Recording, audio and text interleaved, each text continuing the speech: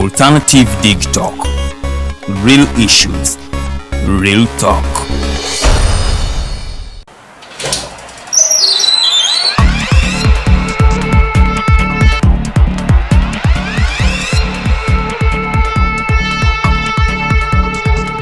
You have got to get up pretty early to go do something.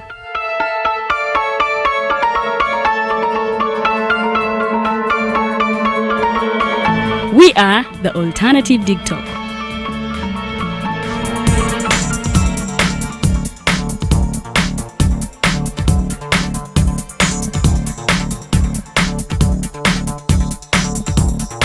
With our mobile studios, we are redefining TV presentation just as technology is setting the pace. We are blending our approach with fresh, perspectively designed breakfast show, The Mighty Drive, informative and entertainment show, exclusive and live interviews. We President Museveni wadde juzi namulaba apima akawunga kilo 2 tasobola kalya nini bwaba alya kilo 5 weyannema okuliisa eggwanga ne bwe limundekera. Njagala kwebaza the Alternative Dig Talk etuwadde kano ka Mighty Drive era n'abatuwuliriza bonna abali ku mikutu njagala basaba mugendo maaso n'okuwuliriza. All given to you just a click away on your phone, tablet, laptop and smart TVs as we are streaming live on our social media platforms, on the road and on the go. We are the Alternative Dig Talk.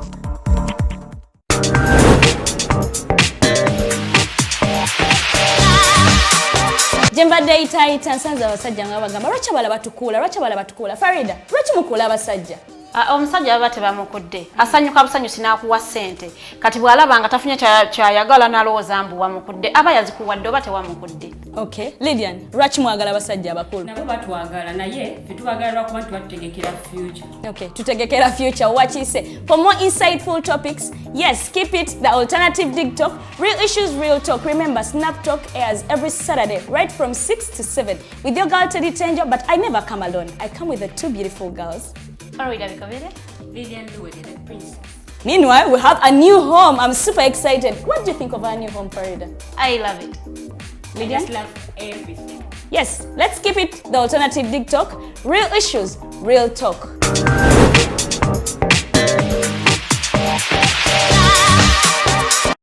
Nze omubejja luwedde Lydian mbaniriza maka gaffe amajja era nga wano tugenda okuba nga tukolera programu yaffe emanyiddwa nga The Voltage gaba masanyalaze gennyini era nga twogera ku bintu ebyenjawulo omwo nno mwe muli ebigenda mu maaso mu ggwanga ensonga z'ebyobufuzi n'obukulembeze bw'eggwanga Uganda twogera ku nsonga ez'abavubuka eddembe ly'obuntu awamu n'ebyenkulaakulana togisubwa buli lunaku olwokutaano eba ssaawa emu ey'akawungeezi paka ssaawa 3 ez'ekiro.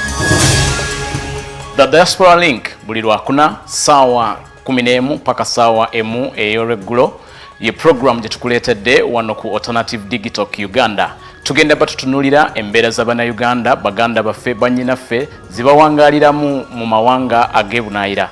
Bangi banyigirizibwa, bangi bakosebwa, bangi bayisiddwamu amaaso. Naye tugenda batutunulira engeri gye tusobola okulongosaamu embeera zaabwe. Tugenda kuba tulaba abo abakwatibwako abateekeddwa okuba nga balongoosa embeera zino eno. Tosubwa buli lwakuna n'omuweerezaawo Nixon Segawa. Hello everyone, my name is Abdulatif and I welcome you to the Hotline Show here at the Alternative Dig Talk as we discuss issues of national importance. Join us every Monday 7 to 9 p.m. and see who will be occupying these seats here with us. Keep it Dig Talk, real issues, real talk.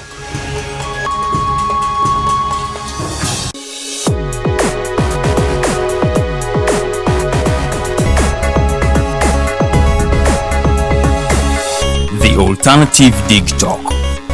Real issues, real talk.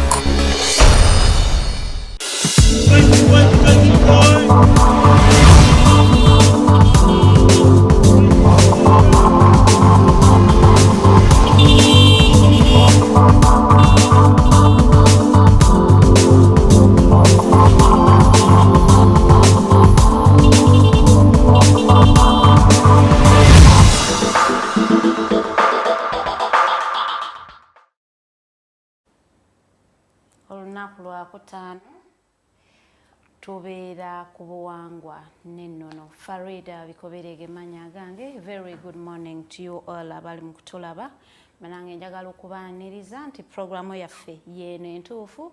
It is a Friday. I am with Mukose Arnold Anthony mu studios. Era ate omulangira Nakibinge tannabeera bulungi, tannasukka. Twongeremu essaala abali mu kusaba.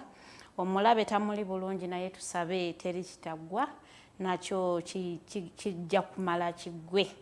Olunaku lwa leero tugenda kukwata oba tugenda kwogera ku kika ky'akasimba. So gwalina mukwano gwo eyeddira akasimba, munnange girlfriend, brother, bonna bayite, neighbor bayite bajje bayige bamanye bajja batya okubeera nga beddira akasimba. Bannange twanguweyanguweko, taginga, sharinga, ate likinga video. Tuli live ku Facebook page eri The Alternative Uganda, and this is the Mighty Drive. Ebeerawo every day Monday to Friday saawa ebeeremu ey'okumakya paka saawa 3. Kooti ya leero, since it is a Friday, nja kubawa akakooti ate bamikwana akabatwala mu weekend egamba bweti: when you leave work on a Friday, leave work. Don't let technology follow you throughout your weekend, like answering emails, getting phone calls from work.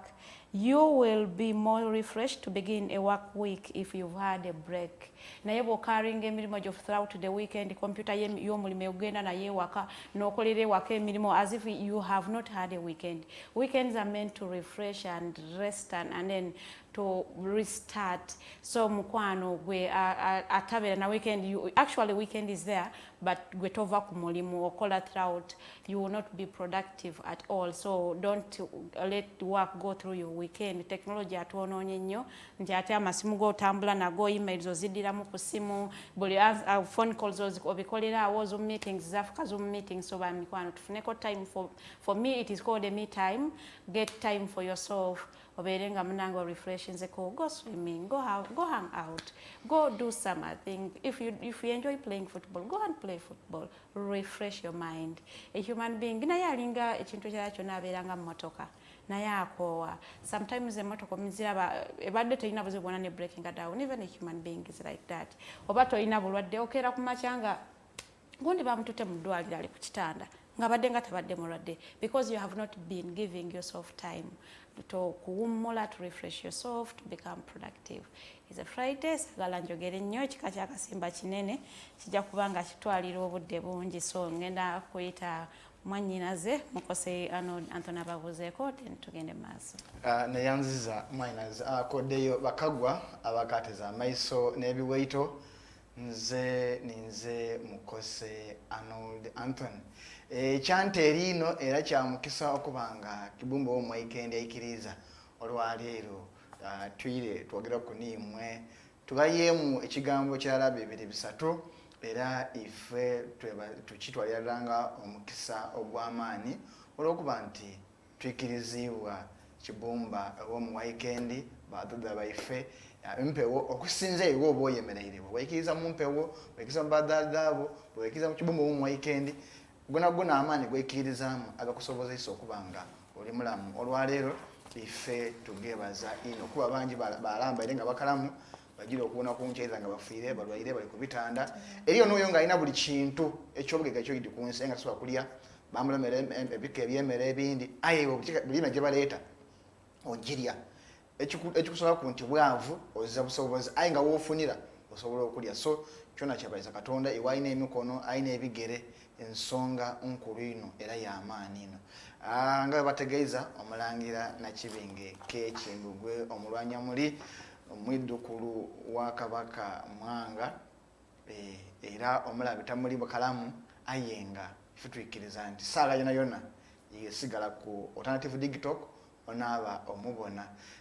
Mundikirize nebaza kibumba lwaise ife kyabazinga gabusoga ekisege secretary Bwansolo igali ante etali Bwansete gayigumbulizi omukuno gutagala mpika gwene bwamwiko obutagate gwite igali lulimi lwante otati ansiyi tibaba webala kuba ku ikonero n'okubanga otugambata n'okutambuza wakyabazinga tutantuli eno tutambuza olusoga era nga twebaza kibumba olwokuba nti oli ku ikonero tadda kuba niige ebyanda n'ebyanda ense n'ense mungane ntumu migakiira ndire Buganda tugeme ku kika eky'akasimba iwatadde kasimba mu luzungu kisinza gye wasomera abandi bakeeta Janet abandi bakeeta Genet so kisinzira Janet is G-E-N-E-T n'akasimba mu luzungu Janet G-E-N-E-T so tiddi oba okisoma otya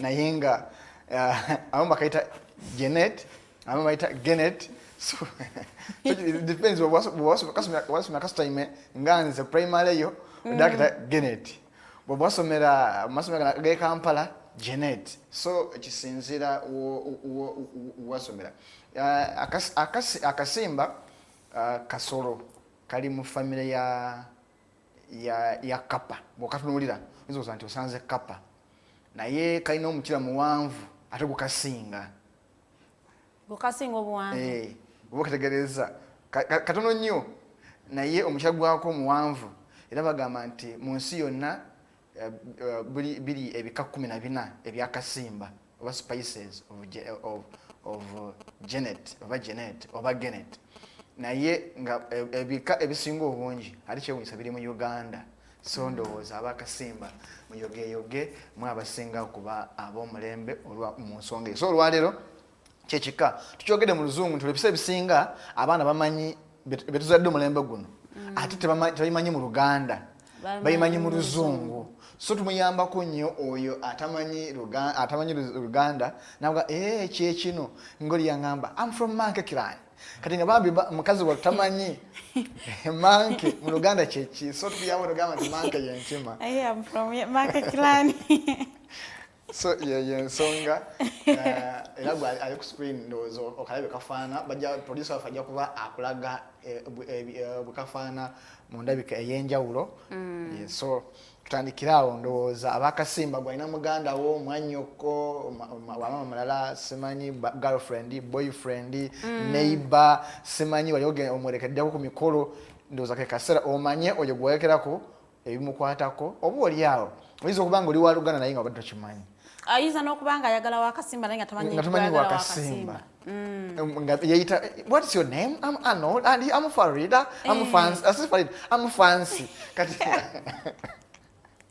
gokwana fancy nenga fancy gokwana amazima nga tata we ye walukaga nenga go ngati nawo wekanga ngana wake wamu ngamanya gamutuma so nze ndowooza nti ke kasera tubamu ekyokuyiga era ndowooza Farida tutambuze mulangira twadde byesoma bino tubijja mu kitabu ekyo mulangira kyawandiika ekikwata ku bika obuvo n'obuddo obwebika ebyenjawulo mu Buganda so tatuggyemu just ezimu ku pages kuba kyakiwandiika tekinnaggwa so aba atuwadde so olwaleero tulina bapula nyingiko so mutusabire tuzimaleyo era tuzimazeeyo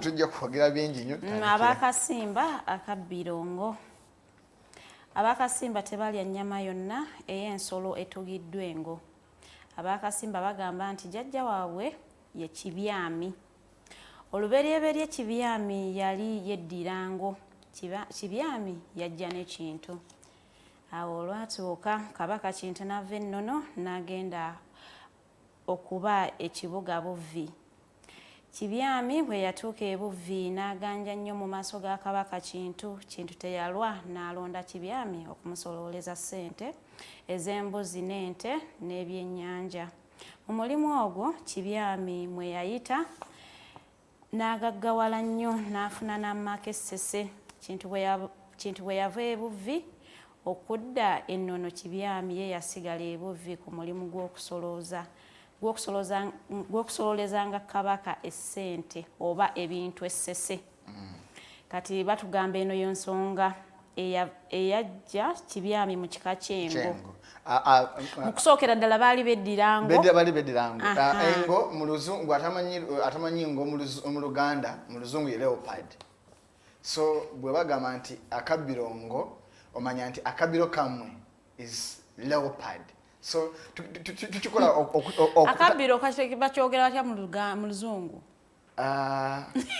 oba totem I think wabasirabidde ate omuziro omuziro is totem manyi ndi oluzungu ebyobuzaabuza twagala kutomesa abantu wano akabbiro tukaveeko but abakasimba bwe naba nkitegedde olwokubi olujja namba obulira oba gwa abimanyi omanye tuli mu kuyiga teeka mu comments awo otubuulire bwe bagamba akabbiro babategeezezza ki kuba tuli mu kuyiga fena tuli bakugu so mu luzungu akabbiro engo is leopard so teweebuuza nti oba ate engo kyeki engo is leopard naawe oyeddira engo manya nti weddira leopard ndowooza so batugambye nti mu kusooka abakasimba bali beddirango era baganjanga nnyo ewa kabaka kintu gwe bajja naye era ebuvi gwe bawaako obuvunaanyizibwa obw'okusololeza kabaka bali baddenga omusolo bagayita makula amakula oba ogeze kusiima amakula guba musolo mu byennyanja byennyanja mbuzi sente kati yaberanga mu Luganda bunyakinjukanya tugamba oyo omuntu asololezaawo kabaka wabweru tax collector twabadde nabo wano mu studio gwalisengu wa URA owa kabaka so bano ono omukulu yali yavuewa ovunaanyizibwa kabaka kintu musololezaako yali aganja nnyo naye mu kusooka yali yeddirango sikati bano mulange atugamba ensonga lwaki yalekerawo okweddira engo nadda mu kika ky'akasimba katugirabe ensonga gyamenyera wano olwatuuka omwana wa kibyami omuwala n'atwala embuzi za kitaawe ku ttale okuzirunda bwe yali ali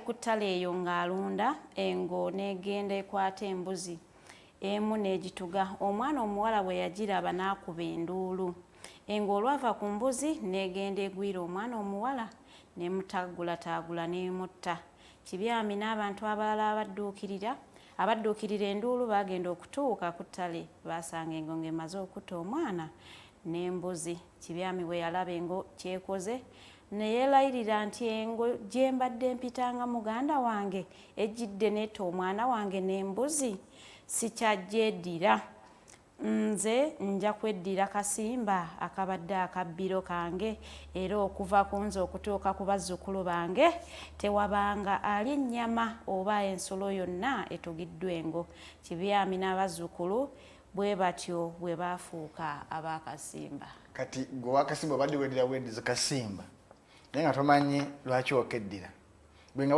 wazaalibwa kakiringa bwenazaalibwa nga ni omuprotestant tobuuza mwajja muti kyekyo nazaalibwa ne musiraamu omwana omusiraamu beefuula bwefuuzi nti luli bali beddiranga kati ne beefuula kati tweddira kasimba akabbirongo kati kyebaali beddira luli kyekyafuuka eno kafuuka akabbiro kati akali akabbiro ne kafuuka okitegeera nti mu Buganda oba newaffe mu Busoga tulowooza oba tukkiriza nti bweddira ekintu kyonna abafuuse muganda wo era ebisa bisa takuteekako obulabe era bw'oba okitegereza nnyo is of rare cases nti ojja kweddira engo ekutuuseeko obulabe mangu speed ng'omuntu atajyeddira ekyo kiri across the board oyinza okiwakanya oyinza okikkiriza naye bw'obanga obaddeko mu nsolofu abaali bayizeeko nemugana omuntu era newaaba ye nga yeddira mpewo nemugana okuyiga nemusanga empewo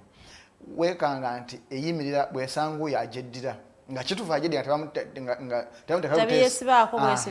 eyimirira era noono agamba temugifumita kuba aba asanze muganda we wabaawo bondage eyo kati noono kyamuluma nnyo okulaba nga muganda we yamwefuulidde n'agamba kitali kitegeeza either ndi wakyamu oba ono ye mukyamu so gwakasimba otegedde lwaki weddira akasimba olwaleero mu kusooka jjajjaawo yatandikawo ekika ky'akasimba yali yeddirango ng'akabbiro ke kasimba kali n'agamba kaneddira akasimba akabbiro ebeere engo saagala kumanya so ndowooza otegedde tuyizeewo nange mbadde sikimanyi nga nange nkiyize nga nawe bwokiyize so ndowooza olina ensonga Nabano mutare Faruka ngamba mbwa abakasimba batono nnyo balina okwekolamu omulimu bayale.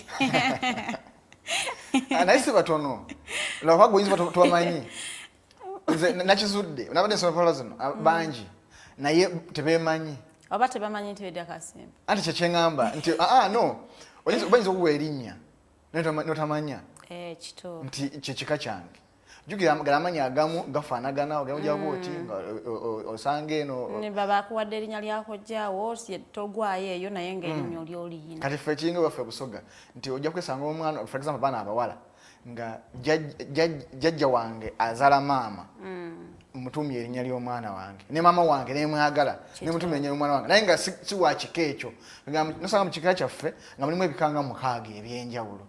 So kati omwana wabo tomutuuzizza kumunyola nti goli wa kika kino naye erinnya ly'olina ya jjajja wange omukyala oba maama wange like bwetyo nti omwana yeekanga ate yisa wa kika kirala nti waffe tetusuppose kutuuma for example na Mukose ffe alina mwana muwala yalina okumutuuma naye kati twakyezuula nti kati naffe abayise Mukose ate tutuuma na Mukose kitegere so kati olina okusanga omuntu n'akusomesa bwe kina okubeera ewaffe bwe nsanga omwana gwe beeta Lumbuye ewaffe mwana wa muwala mujjwa era omwana omwala omuyise Mukose gwe alina okutuuma Lumbuye omulenzi naye kati ogera osanga tetubimanyi okay n'abaganda batuma Lumbuye naye ngambe waffe Busoga nti kuba tulina n'omugga Lumbuye kitegeera nti tulina ebintu ebitambulirako so olina kusanga omuntu n'abikusomesa n'obanga obimanye so famu tufunye omukisa nti mulangira atuta obudde n'abiwandiika so tugende mu maaso tandikirawo obutaka bw'abakasimba bwe bwava ebuvi ne bugenda ezinga ku zinga abakasimba kwe basinziira ne bafuna obutaka obukulu obw'ekyango mu Mawokota. Omukulu w'ekika ky'abakasimba ow'akasolya ayitibwa Kabazzi. Erinnya Kabazzi lyajja bwe riti. Kabaka Nakibinge bwe yali ng'agenda Essese ewa Nnema okusabayo omuzira ow'okumukulembera mu ntalo ze yali alwana n'Abanyolo abaamuwendulira muganda we Omulangira Juma. Abalaguzi baamala kumulagula nti bw'olituuka ku kazinga bossi ng'ovudde ewa kojjaawo kiri mu ngo oliwulira omuntu mu kibira atema. Omuntu oyo gw'oligamba n'akutwala Essese ewa Nnema akutwaliranga mu lyato lye era akusookezanga zinga eyo gy'ali kujja n'akutwala Essese. Kabaka Nakibinge olwatuuka e Bussi n'awulira omuntu atema naye n'akola omulaguzi bye yamulagula. Omusajja yali atema mu kibira yali abajja lyato eppya ng'ayagala lidde mu kifo ky'eryato lye eryali ligenda likaddiwa. Omusajja oyo yayitibwanga Nakiso. Yali yeddira Kasimba era ng'abeera zinga. Eryato lye lyawangukiramu okugenda ku Bussi lyayitibwanga Nakawungu. Mu lyato eryo Nakiso mwe yatwalira Kabaka Nakibinge ezinga n'Essese era mwe yamuddiza ku lukalu olw'Ebusiro. Kati tugenda kulaba Buyondo afuuka atya Walukagga. Naye gana amanya Buyondo ne Walukagga ojja gasanga naye anyway tatujja somola tososomola bye tunatuukako. Nakiso yalina mutabanyi we eyayitibwanga Buyondo. Buyondo yali muweesi wa mafumu era omulimu gwe ogwo agumanyi bulungi. Nakibinge bwe yatuuka ku Ssese n'alaba Buyondo ng'alina effumu eddungi ennyo. Kabaka Nakibinge olwaliraba n'alyegomba era n'alisaba Buyondo alimuwe. Buyondo olwawa Kabaka effumu n'asanyuka nnyo okulaba nga Kabaka asiimye omulimu gwe ne yeegomba n'okugutwalako ekijjukizo. Kabaka Nakibinge bwe yatuuka mu kibuga eky'Ebbumba waayitawo akabanga katono entalo ne zibujja. Effumu Kabaka lye yajja ewa Buyondo lyeyakwatiranga ddala mu ngalo ze ng'alwana.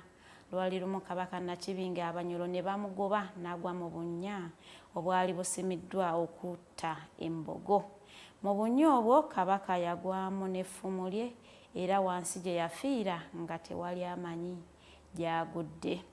Obuganda bwakanye okunoonya enjole ya Kabaka Nakibinge nga terabika. Baalaba talabika kwe kulonda Mulondo okusikira kitaawe. Mulondo yali awo Obwakabaka ng'akyali mwana muto nnyo. Bakojja be ab'obutiko kwe kumubajjira entebe empanvu atuulengako abantu bonna basobole okumulaba. Entebe eyo ye yafuuka Namulondo. Bakabaka ba Buganda bonna kwe balinnyisibwa nga Mugema abasumikira okulya Obuganda. Domanyi Namulondo ejjeetya. Nange ekyo mbadde simanyi Namulondo yafuuka yatandika kwani yafuuka ddi okufuuka Namulondo. Okay. Aho ndowooza n'omulabi waffe akiyize n'akitegedde. Ku ekyo bakojja ba Kabaka Mulondo bayongerangako okuyiiya amazina ge baaziniranga mu maaso g'omwana waabwe era nga bagenderera okumusanyusa. Amazina ago ge gayitibwa amaagunju. Amazina ga gunju. Tubadde muzina basimanya mbazina maagunju. Kibi bagazina abo butikonyabo gano maagunju.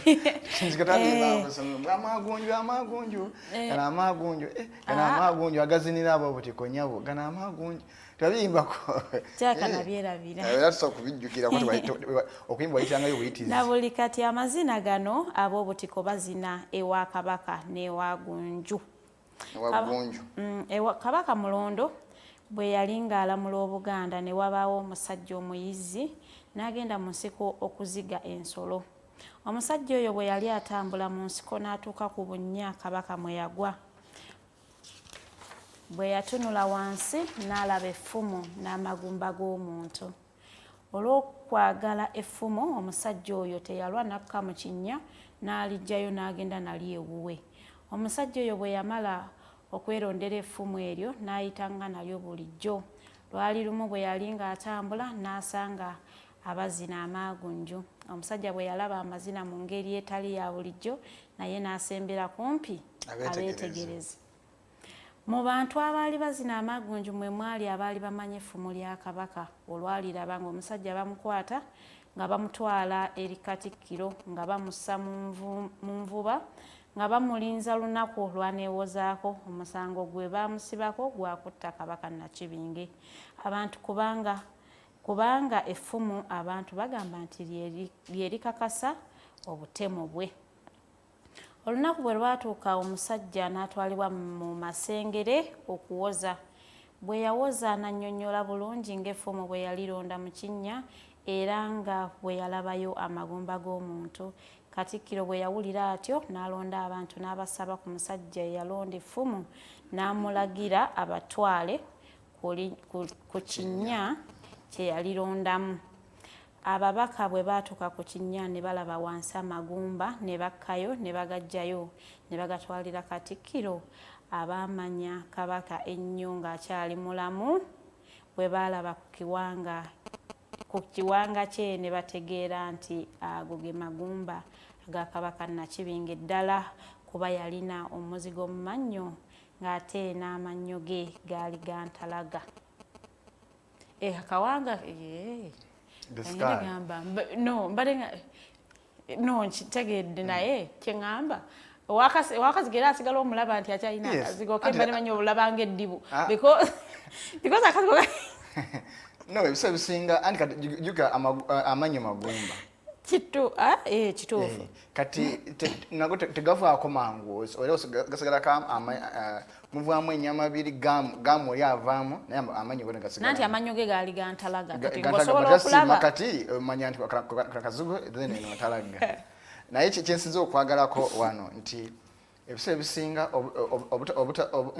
obutalipootinga obutategezaako bantu okweyagaliza kireetera obuzibu kubona yafuna effumu singa yagenda around n'agamba eri waafiirayo omuntu nzija effumu lino naye nsanzeyo amagumba g'omuntu oba kati singa ab'okusanga Katikkiro omukambwe yagenda omusala gwakufa kwatasobola okukakasa abantu nti sinze namutta nemuswa mu kinnya naye yasanga Katikkiro nga ndowooza ategeera oba ng'awuliriza so kino nakyo kituwa ekyokuyiga. Tuliwa naye waliwo abantu abamu abaali bakyabuusabuusa nga balowooza nti oba oliawo nga agusige magumba ga Nakibinge nti nga n'effumu liyinza okuba nga si lye lirye. Abamanya effumu eryo nga Kabaka bwe yalijja ku Buyonde Zinga bwe baawulira okubuusabuusa kw'abantu abamu ne bawa Katikkiro amagezi ayite Buyondo agende aliweeko obujulizi. Buyondo y'oli yaliweesa kubajja kuweesa okubajja oba ogenda kutemaatemako okiwundewunde okuweesa oba ogenda just koona okishaping okusa ku shape gyoba oyagala. So yenjawulo eriwo byonna byonna biri mu art and craft naye ebikola byanjawulo kati kiringa omuntu ogamba nti okomaga olubugo tebakuyita nti ogeze kubajja lubugo kwakukomaga mu lusoga bakweta kusaama. Nawe kamanyi kusaama mbadde manyi njakukwata. So omuganda akukomaga omusoga akweta kusaama. So kisinziira. Buyondo bwe yayitibwa teyalwa n'atuuka mu maaso ga Katikkiro. Buyondo yasanga effumu lye yawa Kabaka abaami balitaddeko akatonyeze ku lunyago basobole okuliraba. Naye akatonyeze ako kaali katono nnyo ng'era tewali mulala ayinza kukalaba wabula abo abakassaako. Bwe bamala ekyo ne baddira amafumu ebikumi n'ebikumi ne bagasiba ebinywa bingi. Effumu Buyondo lye yaweesa baalisiba munda mu kinywa wakati. Bwe baamala okusiba ebinywa eby'amafumu ne babiganzika olunyiriri. Naye nga baali bagezigezi okuva ku baweesi okuva ku baaliweesa okutuuka ku bano abayagala okufuna obukakafu bwali bona baali bagezigezi kuba emyafakiti nti bateekawo kamaka nk'abantu babiri nti bwalironda tujja manyira omuntu omulala yenna ne waba nga libyo Kabaka oba nga alikoze ati tumanya nti lino lya Kabaka lino liri omuntu obuntu baali bagezigezi. Bakitegeeza nti bajja baffe ndonze ndowooza ebiseera bisinga ngamba abantu nti ffe omulembe guno tulina bingi bye tulina okukola okusinga ku bajjajja baffe kwekibanga mu myaka egyo babanga ne bakweka n'okweka akabonero ako nga gwe omuntu ataaliyo nga batta ekyama ekyo tusobola kukimanya. So nze ndowooza ekituwa ekyokuyiga. Ekinywa omwali effumu eryaweesebwa Buyondo kye baakomenkerezaayo okumpi ebbali okuva awaali abaami. Awo Buyondo bwe yatuuka awali Katikkiro ne bamubuuza obanga mu mafumu agali awo mu maaso ge ayinza okulabamu effumu lye lyawa Kabaka Nakibinge. Buyondo n'addamu ng'amwenya nako nti nnyinza mukama wange. Buyondo teyalwa n'atandika okusumula ebinywa by'amafumu n'agenda nga yeekanya ku buli limu ku buli kinywa. Abaami n'abantu bonna abaali bamutunuulidde bagenda okulaba ng'alironze mu kinywa kiri ekyali kisembayo ebbali. Bwe baalikebera nga balaba lyeryo lye baalambako akatonyeze. Katikkiro n'Obuganda bwe baalaba nga Buyondo abawadde obujulizi bwe baali banoonya ne babuuka emizira ne basanyuka nnyo okumanya nti enjole ya Kabaka erabise. Omusajja eyalonda effumu teyalwa n'ateebwa okuva mu busibe. Awo we waava olugero olugamba nti omulonzi tattibwa.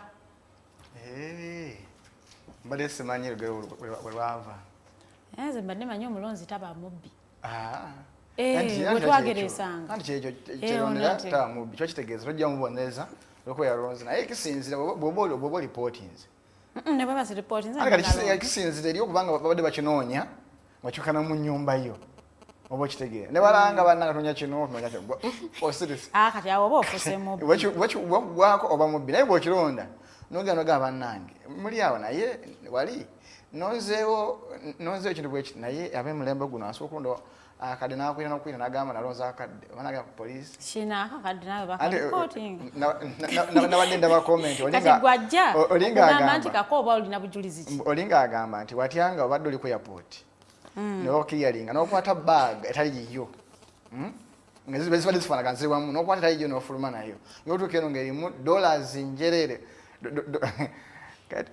okubira nyini baaga n'omugamba owaaye nina nsazi neyo oba osirika busirisi mukubira kisinzira ku nzikiriza ya muntu nenze nzizaayo esente ezitali zizo tezibeera mu mukisa naye simanyi nga lwajazi ezo sente oziraba tezibeera mu mukisa naddala ezo ezitali zizo ozizaayo n'akuwaako okubeera w'amazima ziba za kibi naye sente y'ekibi gijje mu yiyo omanyi kibuyaga tasosola bwajja n'eziza zitwaliramu so ndowooza kino kituwa ekyokuyiga ffenna abayita mu mbeera ez'enjawulo netusiŋŋaana ebintu by'enjawulo nti gwe oyinza okuba nga kituufu okyagala ng'okyegwanyiza naye iscatias enough kya bugunjufu otegeezeeko omu babiri nti owaaye genda kubeera osiba bagamba bannange nti just in case wabaawo ebyeta backfire bagamba yategeezaakoko so ndowooza tekina kyekitujjako okutegeeza abantu n'okuripootinga Kabaka Mulondo bwe yakula ne bamutegeeza nti omusajja Nakiso ow'ezinga eyali abajja eryato ye yatwala kitaawe Ssese n'okumuzza nti ate Buyondo omutabanyi wa Nakiso ye yaweesa effumu eryavumbuza amagumba ga kitaawo. Kabaka Mulondo bwe yamala okuwulira ebigambo ebyo n'atumya Nakiso ne mutabanyi we Buyondo bwe baatuuka mu maaso ge n'agamba Nakiso nti okwebaza olw'omulimu gwe wakolera kitange okumutwala Essese n'okumuzza obulungi okuva leero gw'onoobanga kayima mu mpingo y'obwakabaka bwa Buganda era okuva leero ojja kuyitibwanga Kabazzi okujjukira nti kitange yakusanga obajja eryato. Wava ekigambo Kabazzi anti mbadde neebuuza erinnya Kabazzi ambi akulira ekika ky'akasimba ayitibwa Kabazzi. Kabazzi kati naneebuuze okay olwokuba yali mubazzi kati newavaawo lyerinnya erya Kabazzi walukaga nkutumiddeko nnyo bangambye meya wa Chinga Town Council badde nga mulwadde kankusabire otereere tuli ku kikaakyo omuyimbi Mathias Walukaga ow'akasimba omanyi be bamu ku bantu bemmanyi abaagala Obuganda abaagala ekika kyabwe abaagala obwakabaka bwa Buganda so omuntu bw'atyo nze omusaamu ekitiibwa so Mathias Walukaga otumiddeko nnyo tuli ku kikaakyo. Olwo Kabaka Mulondo lwe yawa Nakiso n'obutaka bw'ezzinga. Kabaka bwe yamala ebyo n'akyukira Buyondo n'amugamba nti olw'okuweesa effumu eryavumbuza amagumba ga kitange okuva leero gw'onookuliranga abaweesi bange bonna era ojja kuyitibwanga Walukaga. Okuva olwo n'okutuuka kakati Walukaga ye mukulu w'abaweesi ba Kabaka bonna era omulangira bw'aba asikira obwakabaka Walukaga aleeta ennyondo ey'ekikomo n'agiraga Kabaka nga bw'alaamiriza nti nze muweesi w'omukulu aweesa amafumu g'olwanyisa ennyondo eno yeweesa amafumu g'owanguza amawanga. N'alayira n'alaamiriza nti nze omuweesi wo wamwe Walukaga bwe yawaana ennyo n'agamba mukulu nnyo mu bwakabaka bwa Buganda ng'amaanyi agajja wano waba owulira Walukaga nga ayogera ku bakasimba mu bwakabaka bwa Buganda weegomba okufuuka owakasimba so kati mutalefu olw'oku agamba nti batono nnyo batono naye benyumiza mu kika kyabwe mwabangi mwekweka bwekwese mutale gwe ekikaakyo oli wa kikaakyo tujje tukikwateko eyo ye wa kikaaki mutale tubuulire oli wa kikaaki tukunoonyeeko tubuulire teeka mu comment otubuulire oli wa kikaaki then tukinoonye naawe mulangira bw'aliba atuwe ebika tumugambe asooka atuweeko kuyimu ebiwandiikiddwa ku kikaakyo naawe tulabe ebikukwatako nga tunasikira banno okuba batono nnyo tugende mu maaso. Kabaka Mulondo bwe yagenda eri bakojja baabo obutiko nabo n'abagamba nti amazina ago agankuza era n'eŋŋoma ze munkubiramu mbiwadde ekitiibwa mwe n'abazzukulu bammwe babikubirenga buli kabaka emirembe gyonna era effumu eryo teribulangamu okulaga nti lye lyavumbula enjole ya kitange. Okay. Nga yali mwana wa magezi. Okay, nga yali kabaka wa magezi. Teberayo kabaka musiru. Bagenda omuteeka ku ntebe Namulondo nga mugezi. Awai tomanya. Tomanya ali omusiru? Tomanya ate twatambula ensi yonna twagimanyizeeyo. Mbe tusomyeko. Mpozi. Mbe osomyeko mbaddemu omusiru? Naddala aba Uganda wano. Ate abatali ba Uganda. Anti abali sibategeera nnyo. Ye twabasoma naawe.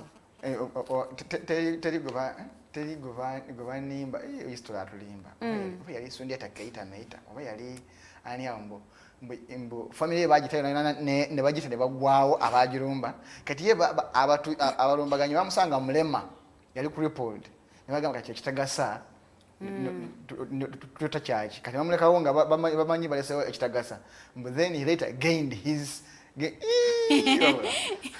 ne spiritual powers zikola still tonight tozikiririzamu omuntu like anyway rakwati bya moyo naye yekitakkirizika omuntu yefunya no yagongobala nga bamulesewo nabo balaba tekitagasa na gaining on his feet nafuuka naddamu nazibu bwakabaka n'alumba n'awamba amazima history yewe yatukanga nze ndowooza emu n'atulimba bulimbi twagala kutuzaamu maanyi naye na buli kati effumu eryo likyaliwo lisimbibwa okumpi n'engoma kawuggulu nga bannagunju bazina effumu baliyita kawaawa. Rogers abadali manyi Rogers nga yalimanyidde wa Rogers be banyankola abatono nnyo eyasoma Oluganda n'alutegeera era bwe wandika Oluganda gamba nedda awaliwo era naye nga omusanze tulisubira kusuubira nti ayinza okuba nga naye n'ekigambo ky'Oluganda kyamanyi okuwandiika naye agamba nedda eyo era egikyuseemu wagenda wakatonyeze awo osirisaawo awo wangaaza namwewuunya n'okumwewuunya naye nga omusanze oyinza okulowooza nti amanyi lulimi lumu n'oza otalumanyi naye munange so ezo ensonga ezimu azimanyi. Mutale Faruku agamba ssebo nze ndi wa kika kyante ndi muzzukulu wa Katongole era ssebo nze ndi jjajja wa Kabaka ekika kyange mwakimala dda gwolowooza lwaki mulangira kye yasoosaawo. Kale gwe taata tulinye ku mitwe owonye bambi naye nga tukwagala nnyo. Mutale Faruku olina show wokomerawo wonna olina show ku Alternative Digital tukikola si lwakuba nti oli wanjawulo nnyo naye lwakuba nti otwagadde okuva olunaku lwatuzuula toyosangako n'oba oyoseza olw'emirimu at least oddayo mu shows nolaba eya Facebook nolaba eya YouTube ova ku muntu alaba show ya Facebook n'agimala nadda ku YouTube nga show yeemu naddamu n'agiraba oyo omuntu bw'atyo aba akwagadde. So nali nkusuubiza hard cash naye nga tali mu ggwanga so nensalawo nengamba nti bw'okomangawo tunoonye olina show namba ku Mighty Drive ojja kuba wano we tuli oba yagala vaani oba yagala mu studio aba yagala muvugamu oba yagala muvugamu gw'osalawo n'ogamba nti oba yagala kutula mu studio njagala mu studio oba njagala mu vaani eyo offer yo eyo kyagirina wookomerawo okuva gy'oli yonna era tukwagaliza birungi byerere Mukama akusobozese ofune ebiruubirirwa ebyakutwala era ebikutambuza amawanga okulaba nga obulamu n'abaana n'abazzukulu bo bali mu bulamu obweyagaza. So tukwebaza n'omumbejja Kaiso Mulanga yakutumidde webale nnyo okulembera olutabaalo okumusabya okusawa y'omwenda n'okubiriza abantu okujumbira eggwanga mujje. So tuna obubaka bwo omumbejja Kaiso Omulangira ne bajjajja bakutumidde nti webale nnyo webale ddala ne munnaffe oyagala kutoyaga kuwogera naye nja kwogera erinnya limu Isa naawe obubaka bwo bajjajja bakutumidde ne okubaana Mulanga yabadde aŋŋamba nti niwakotoyagala okwogerako naye webale nnyo webale ddala eddimu lyeweetebaateba okulaba nga otambuza ensonga ey'okuzza okutereza ebyasoba okutereza empewo oba oliawo n'okujumbira ensonga ya ggwanga mujje. Mwebale nnyo mwebale ddala mwe mwenna abacontributinze abakubiriza bannaabwe eri olinga batalina busobozi naye ng'afuba nnyo okulaba nti bannange mujumbire ekyo kakyoka kyakola kinene nnyo okusinga oyo abiwudde n'abiraba n'abiyitako so ayinza okuba ye nga yali agadde talina busobozi naye n'agamba Mukose n'agamba Bikobere n'agamba bannange muteekeeyo nammwe abagezezaako abebbiri ab'omutwalo okusinza omuwendo gwonna mwenna mwebale nnyo mwebale ddala oba oli awo byafaayo biri balamuza kisa kuba nakuseseeyo omuwala omu yali mu inbox yange ambuuza sente zagwanga muje zituuse actually yambuuza enamba gye bateeka kwagwanga muje I didn't know she's a girl kati nemudamu yesebo wandika linnya nti bayenza just WhatsApp like randomly like hi Farida how are you yeni namba giteka kwanga muje manager gasindika ndonga wandika mu Luganda kana ngene mudamu yesebo yetabo kwe kungamba munange ndi nnyabo lwakubena omusize bwalabu tufaananga basajja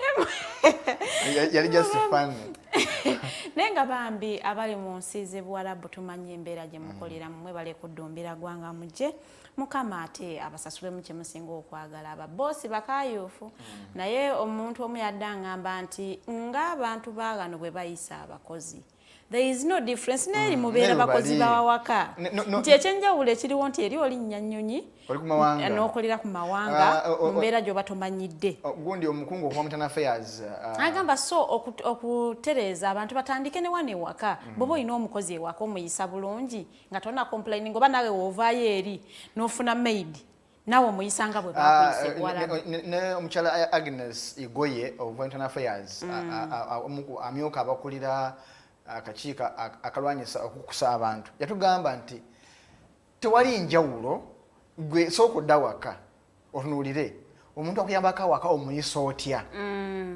bwonna kuba mu kifuba neokuba mu tooki manya nti bw'omuyisa ne bali bwe bayisa nti bw'osanga omuntu ayisa omuntu oyo obulungi wano neeri bwe bw'osanga nti bw'akomawo asobola muluweza sente ng'agenda kufumbirwa nanya n'ennyonyi ajja ku mbaga nti nebayo oli nga mubi nnyo amwisana bubi nga n'okulya alinambwa n'agamba tewali njawulo nze eri abantu bemanyi abalanyizi b'eddembe abakyala nga balanya n'eddembe ly'abakyala bikibikira naye nga bw'otuuka ewo nenge gyayisaamu abantu bamuyambako awaka ate omukozi waabeera si mukyala osobola n'ogamba sooka olinde oni abadde katuuti wali ng'agamba abantu balwanire eddembe like so nze ndowooza kitandika nange abantu bye boogera si bye bakola kitandika naawe gwe mu tooki ate omuntu atalina self reflection aba mubi nnyo n'okusinga oyeyisaako nze nina ebintu byenkola Farida angambye ensonga abc okay tubadde mu meeting nemulaba ng'omubi naye sooka olinde akijja ku ki tebanga nze kituufu amazima I erred somewhere nyiza okuba nga mulabanga omubi naye ng'amazima ate nze siraba bubi bwange so nze ndowooza nti naffe abantu tufuna akaseera ako ng'oli bwogu bwomu ne bw'otakomawo naye kizibu naye tukula ku buliri bwo wekka takugamba ona kutambulira otya abc togambe kituufu amazima Farida abadde mutuufu wano okayinza okuba nga big extent yabadde mukyamu naye nange mu process wano nange nabadde mukyamu so nze ndowooza nti nga tunakasigetinga abantu bano naffe tukubenga mu tooki mu kifuba tulabe wetusobya bunatambula bwe lutyo ensi ejja twanguyira bino mbu batugaana okuva ewaka nga twagala okudda gwe waliwo abakazi wano ng'omuwala amugamba nyakudde nanga togenda kugenda like byebimu it is all the time lwakuba nti bali bweru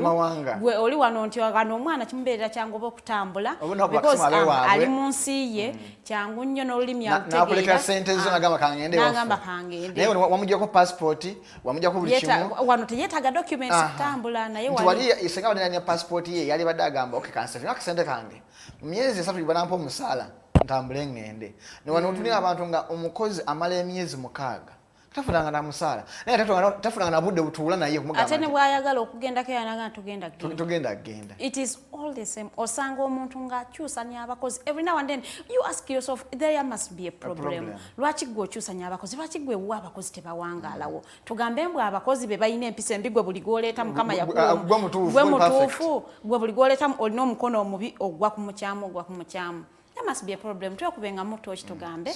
Ngano waliwo ekigambo. Tugireso lwaba naffe abali ku mawanga tumanyi embeera mwe mukolera era tusaba Katonda. Buli muntu yagenda akomewo nga mulamu, akomewo nga afunye ebyamutwala. Ate namwe babaweereza ssente bambi. Muyamba abantu bano. Mutambudde ku mawanga. Naye ffe abafunyeeko omukisa tutambudde nnyo. Muntu bw'aba akuweereza akasente. Embeera mwe bakolera bannange. Lwakuza kusana agamba ngulya plot bambi. Muyambe kyokka kyosobola omukolera bwagamba sente ziteeke wano bakolera mu bugubi ate muleke bapeeka ssente bagenda ku mawanga mukola ssente nga gwe bwokera ku makya n'ogenda n'opakasa omwezi ne guggwako nga tageti y'omwezi togifunye nabo kubabeera ate gwe jjukira wano Uganda olina n'omukisa osobola n'okera ku makya n'ovuga boda kawungeezi n'okuba bulooka like n'okunganya obusente yaali ku mulimu ogwo mwe abaforcing abaana abawala sometimes n'okola obwenzi Nagamba kanetunde abe wafu batadeko pressure oyagala waliwo ka pressure ka family lekayitira obato oli mugumu no giving up ate wali fe abaana abawala bayinza okuteekako pressure y'amaanyi ate bw'oba wava eno nga walekayo omwana wo kino omwana w'engoye omwana w'osukaali omwana amata omwana buli kimu omwana batakyalina taata olaba kyewunsa nti omwana omuwala bw'alinyenye n'agenda n'aleka omwana ate omusajja akwata obuvanyisa bwonna n'abutika omukyala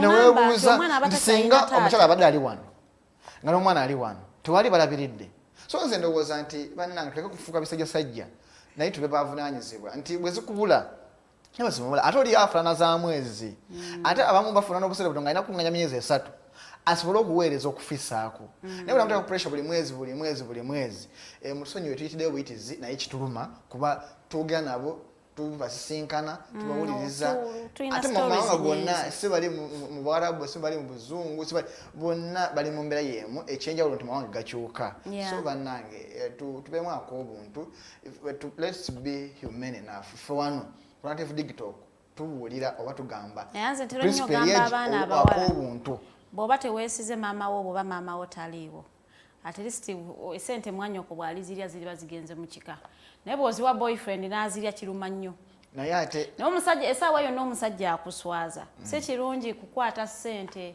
z'okeeredde mpulira bakeera ssaawa 7 ez'okumakya ne bakola mpaka 7 ogw'ekiro n'oziwa boyfriend bw'atuuka enaazikyakalemu n'abakazi bw'olidde okaaba amazivudde ku TV ng'okaaba esente zo bw'oba tolina ze gw'oyesiga zeterekere oba gula wa akawunti ebintu byakyuse nze nfunye omukisa nti nfunye abantu bangi nga n'omuntu omumanyi nagamba gundi yaŋŋamba yakugezaako ssente mbadde nsaba nange onfunyeko ssente zange zino n'omugamba zituuse oyagala tuzikolere bwe ziti era nze ebisa ebisinga mugamba mpe essimu yo buli kyoŋŋambye bw'oŋŋamba zireko akawunti bweti nkuba ekifaananyi CTO okakasa zituuse omutima gugubere wamu okole ssente omwezi omala nti tubeere beerufu omuntu agamba nti emitwalo 5 gintere wano 3 gintere wano bambi kikujjako ki kuba omuntu bwakwesiga ajja kugamba nti naye ejjako emitwalo 3 transport weebale akako obuntu ogwo omusala gukumala tubeere bantu tolina kyoteeseemu akute obukadde bubi n'abukuwa n'akwata emitwalo 10 nakugwanga omusago okutambula ayi n'osera n'ogamba nti ate bannange mwakoze babiri nze ndowooza nti tube abantu tube nako obuntu nze ofunye omukisa nti abantu bangi esente zaabwe zisa mikono gyange Farida ofunye omukisa abantu bangi bakuweza ssente naye nga omuntu gwagamba okuziwaala embaala tomanyira kumumanya n'agamba eno enamba y'essimu like tube nako obuntu ako nti naawe wali agadde okufuna omuntu stranger akuyambe nawe muyambe stranger sina kindi omanyi bagamba nti mpango kutandika mu kkubo oyo gwosanze nga ali useless eyo ayinza obanga nnaku yamuddusa nga manaako mawano ate ajja kuteeka mu network gye bali tosuubira so oyo omuntu gwonyuma ye ambassador oba ye malayika gwotamanyi so ndowooza tube bamazima tube bantu balamu tube bantu balungi eri bantu bannaffe ensi bwenatunyumira era bwetunajagala ffenna okugibeeramu. Olwo nno bwe tunaakomawo tugendako mu kuwummulamuko katono nnyo. Bwe tunaaba tukomyewo tujja kuba tulaba abakulu b'amasiga mu butaka bw'abakasimba, tulabe n'amannya ge batuuma mu kika ky'abakasimba. Naye essaawa eno ffe tugenze kuwummulamu kunywa ku lwendo lw'amazzi. Abali ku live tukomawo in a few minutes. Good morning.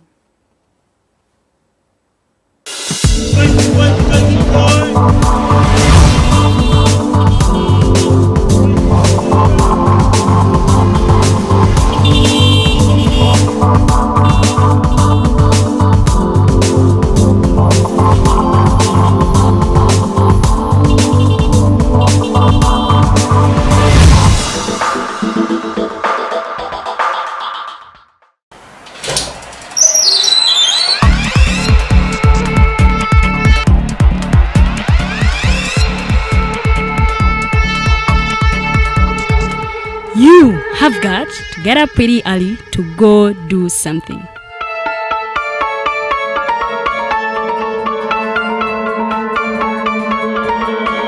We are the Alternative TikTok.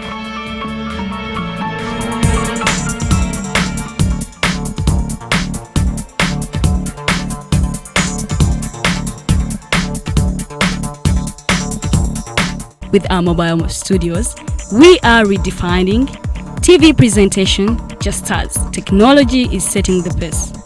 We are blending our approach with fresh, perspectively designed breakfast show, The Mighty Drive, informative and entertainment show, exclusive and live interviews. President Museveni wadde juzi namulaba apima akawunga kilo 2 tasobola kalya nini bw'aba alya kilo 5 oyannema okuliisa eggwanga ne bwe limundekera. Njagala kwebaza the Alternative TikTok etuwadde kano ka Mighty Drive era n'abatuwuliriza bonna abali ku mikutu njagala basaba mugende mu maaso n'okuwuliriza. All given to you just a click away on your phone, tablet, laptop and smart TVs as we are streaming live on our social media platforms, on the road and on the go. We are the Alternative TikTok.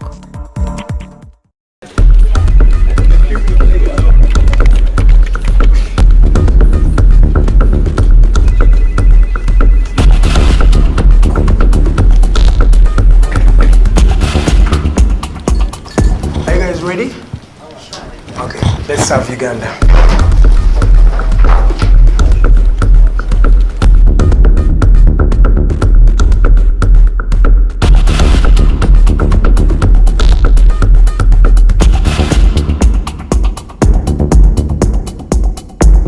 As promised, we deliver. We are redefining the social media narrative, asking tough questions and holding your leaders accountable. We are non-partisan and break down having a conversation with Uganda. We are the Mighty Drive. We hold debates that give you viable solutions. We bring to you people that you've always wanted to listen to. We are gender sensitive and give space to the unheard voices. Not forgetting the quote of the day. We are live on our social media platforms, The Alternative Uganda on Facebook, YouTube and Twitter from Monday to Friday, 7 to 9 a.m. Don't miss the debate behind the wheels and studios. I am Edgar Matthew Karuhanga Farida Bikobere and Princess Luwe Delidian. Expect in-depth analysis, credible, factual and authentic information. We are the Alternative TikTok. Real issues, real talk.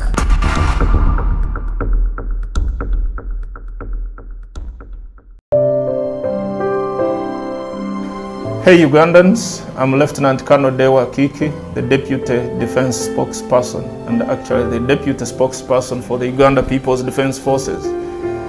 I was hosted on Alternative TikTok. I encourage all Ugandans that this is the way to go. Always watch, participate, give your views and ask questions on Alternative TikTok. TikTok, the way to go.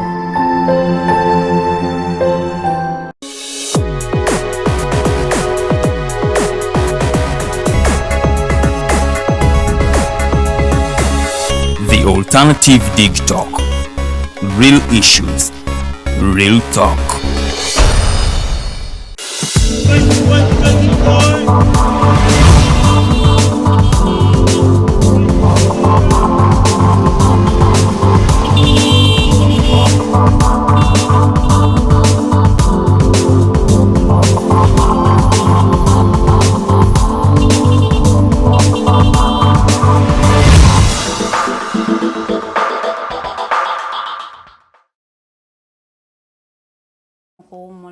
Kino kitundu kyakubiri ekya programu yaffe The Mighty Drive tugenda kubanga ate tutambulira ddala paka ssaawa 3 ez'okumakya. Nkyali ne Mukose Arnold Anthony mu studios ate nga tukyagenda mu maaso n'ekika ky'akasimba. Twagala kumanya abakulu b'amasiga abatuuka ku kabazzi era tumanye abakasimba batuuma manya ki ag'abawala n'ag'abalenzi. Omukulu Mukose Arnold Anthony angambye ayina ebirabo by'ayagala ogaba olunaku lwaleero ekimusanyusiza sikimanyi, so asooka agaba ebirabo bye ne tugende mu maaso. No, bino ebirabo bya December yonna. Mwezi gwa December ogabye Christmas offer. December nga lumu. Christmas offer. Paka December olina gwako yonna Christmas. Gwobanga oli mulabi waffe. Ngozo otugobera obanga ogobera kisina kyo gy'oyagala oba voltage oba snaptalk oba mighty drive oba hotline oba diaspora link gwe sho muli gy'owulira oba zonna ezijja kuba eri ezijja mu makati gwe gy'owulira mulinga gy'oyagala kunyumira because sharinga ku Facebook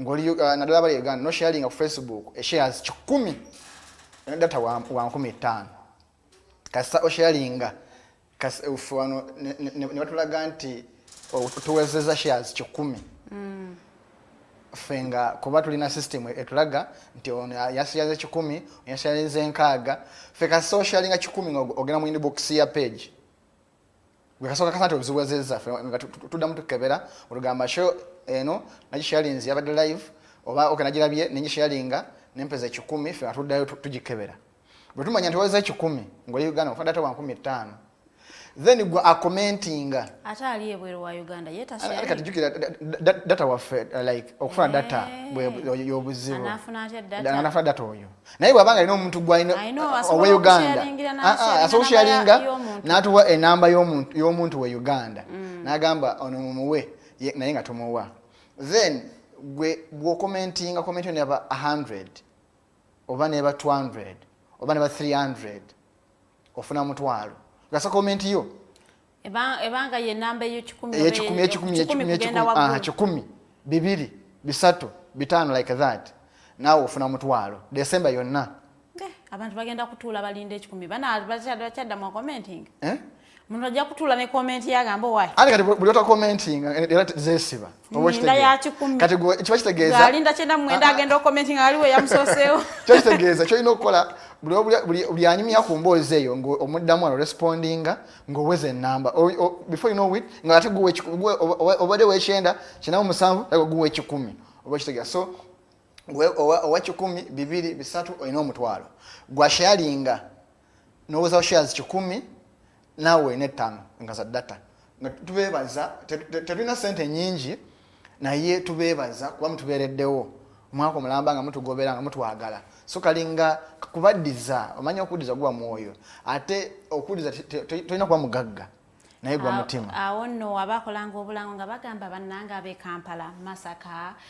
Lugala Jinja mukosaga budde digitokeega budde so muno batwagadde bataddemu obwesige so like tulina kingi kisobawa okubebaza but that's the little we can for now kikino kitubawa so nama abagenda ku set abantu mubabuulire babenga tulina offer December yonna mukamange kasitoyo Christmas yonna December yonna twagala abantu bekwase nti ate Christmas kekalonge tusobola kekasitono mu busobozi bwaffe so ndowooza mwebale nnyo mwebale ddala okutwagala n'okutugoberera yeyo offer gye mbadde nina gyebadde yagala communicating eri abalabi baffe n'abatugoberera bonna nowa YouTube wati wabanga yo comment number 100 So si bya Facebook byokka. No wa YouTube. Wabanga comment gwe 100. Nga tukunoonyako. Weegwiridde mu bintu. Ng'ogudde mu bintu. Nange nzikirizibwa okwetaba mu kazannyo. Kiba kitegeeza gwe omanyi amateeka n'obukwakulizo bigobererwa. Kati nze muto wange tajja kusharinga ajje akiraiminge mbanga like mpitidde eri zidde mu nsawo yange. So fe aba staff n'ab'enganda zaffe ebintu tebitukwatako.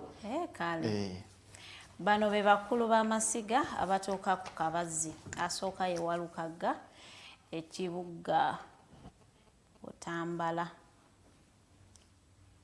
Owokubiri ye Lukwaju, Serubona mu Mawokota. Musiga lye Serubona mu Mawokota. Owokusatu ye Kasumba.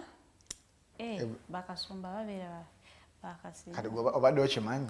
Era mutala awoza mbuye wante bebanje ennyo bajja ba Buganda kati bagirega bano kati abatayimanyi Kasumba nti yeddira Kasimba. Abatakimanyi nti Lukwaju yeddira Kasimba. Abatamanyi nti Luyijja yeddira Kasimba. So gye baliira kwa munange ndowooza olw'okuba bakola emirimu egy'enkizo mu Bwakabaka baagala nnyo ndowooza low profile. Tebalinga bano kati ye bajjajja ba Buganda buli kimu fe abaliko. Ate oba ne president wante.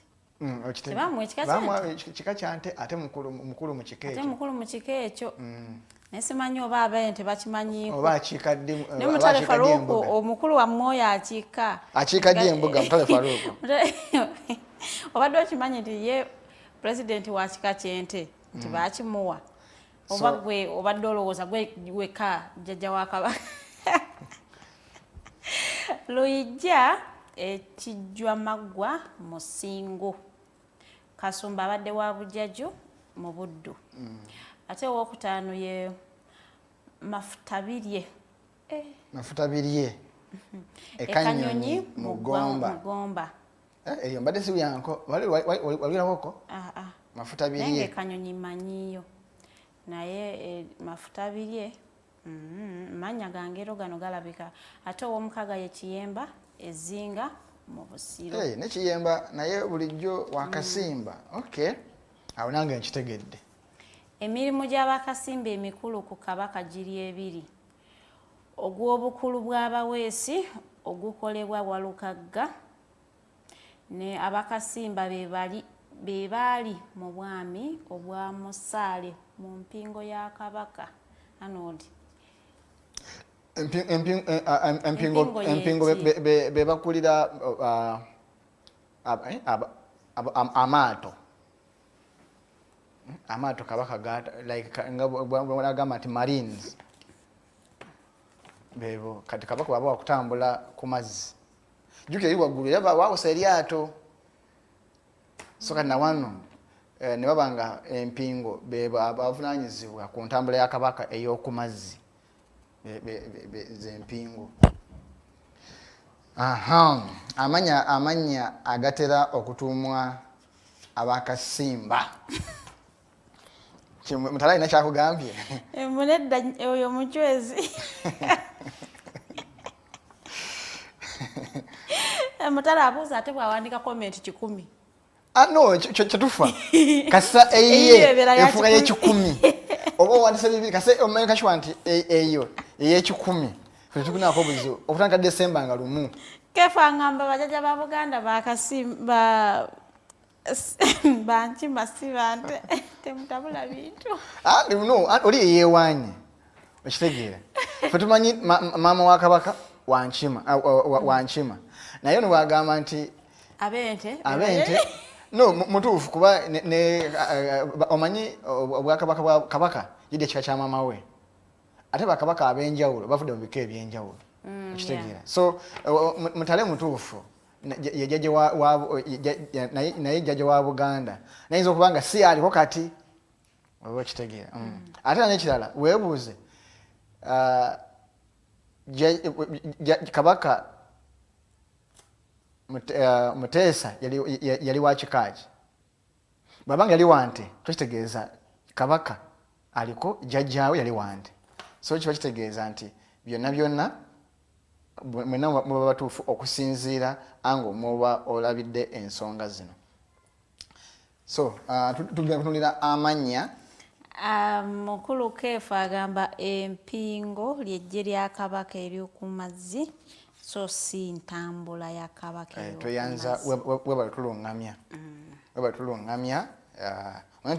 tubana tuyiga so kituyamba okuba nti eriyo abantu abigoberera nga bimanyi tetwagala nnyo tubise bantu omanyi media esomesa oba emenya so tufuna omuntu nga obimanyiko tosirika busisi n'ogamba nti kabatomeze nedda tuba tuli mu kuyiga era tweyanza nnyo Mukulu Keefa okubanga otugoberera era okubanga otwagadde n'okutulungamya n'okutuwabula tweyanza nnyo naawe omala bwe tubanga tukoze ensobi mu process eno otuwabula kuba bino ezino ensobi si za mulangira yawandiise ensonga ziba zaffe abanyonyola omuma tuba tubimanyi naye gwe obanga okimanyikoko kuba bino mulangira byawandiise si bipya abamu bemanyi kati bayamba ffe ababa tebakola ki tebabimanyi tubiyige so ndowooza nti bwena bw'aba ali eyo nga obiwulira obitegeera obimanyiko tuwabulagana netulaba nti ensi tugitambuza era tugirongoosa okubanga abaana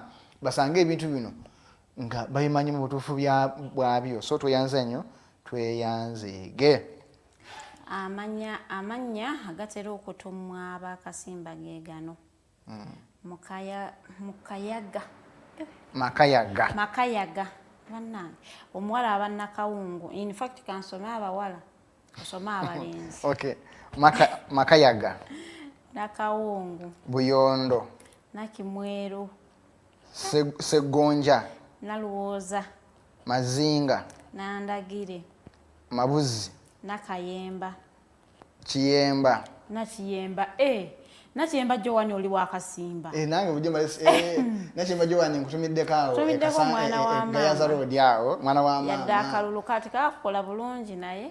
Graduate wa Lusayi University. Tofaayo 2026 ejja. Njja kuyiwawo omubiri. Tujja yiwawo omubiri. Tujja kuyiwawo omubiri. Bibiri yayo mukaaga. Tugenda actually tandika next year kola ground.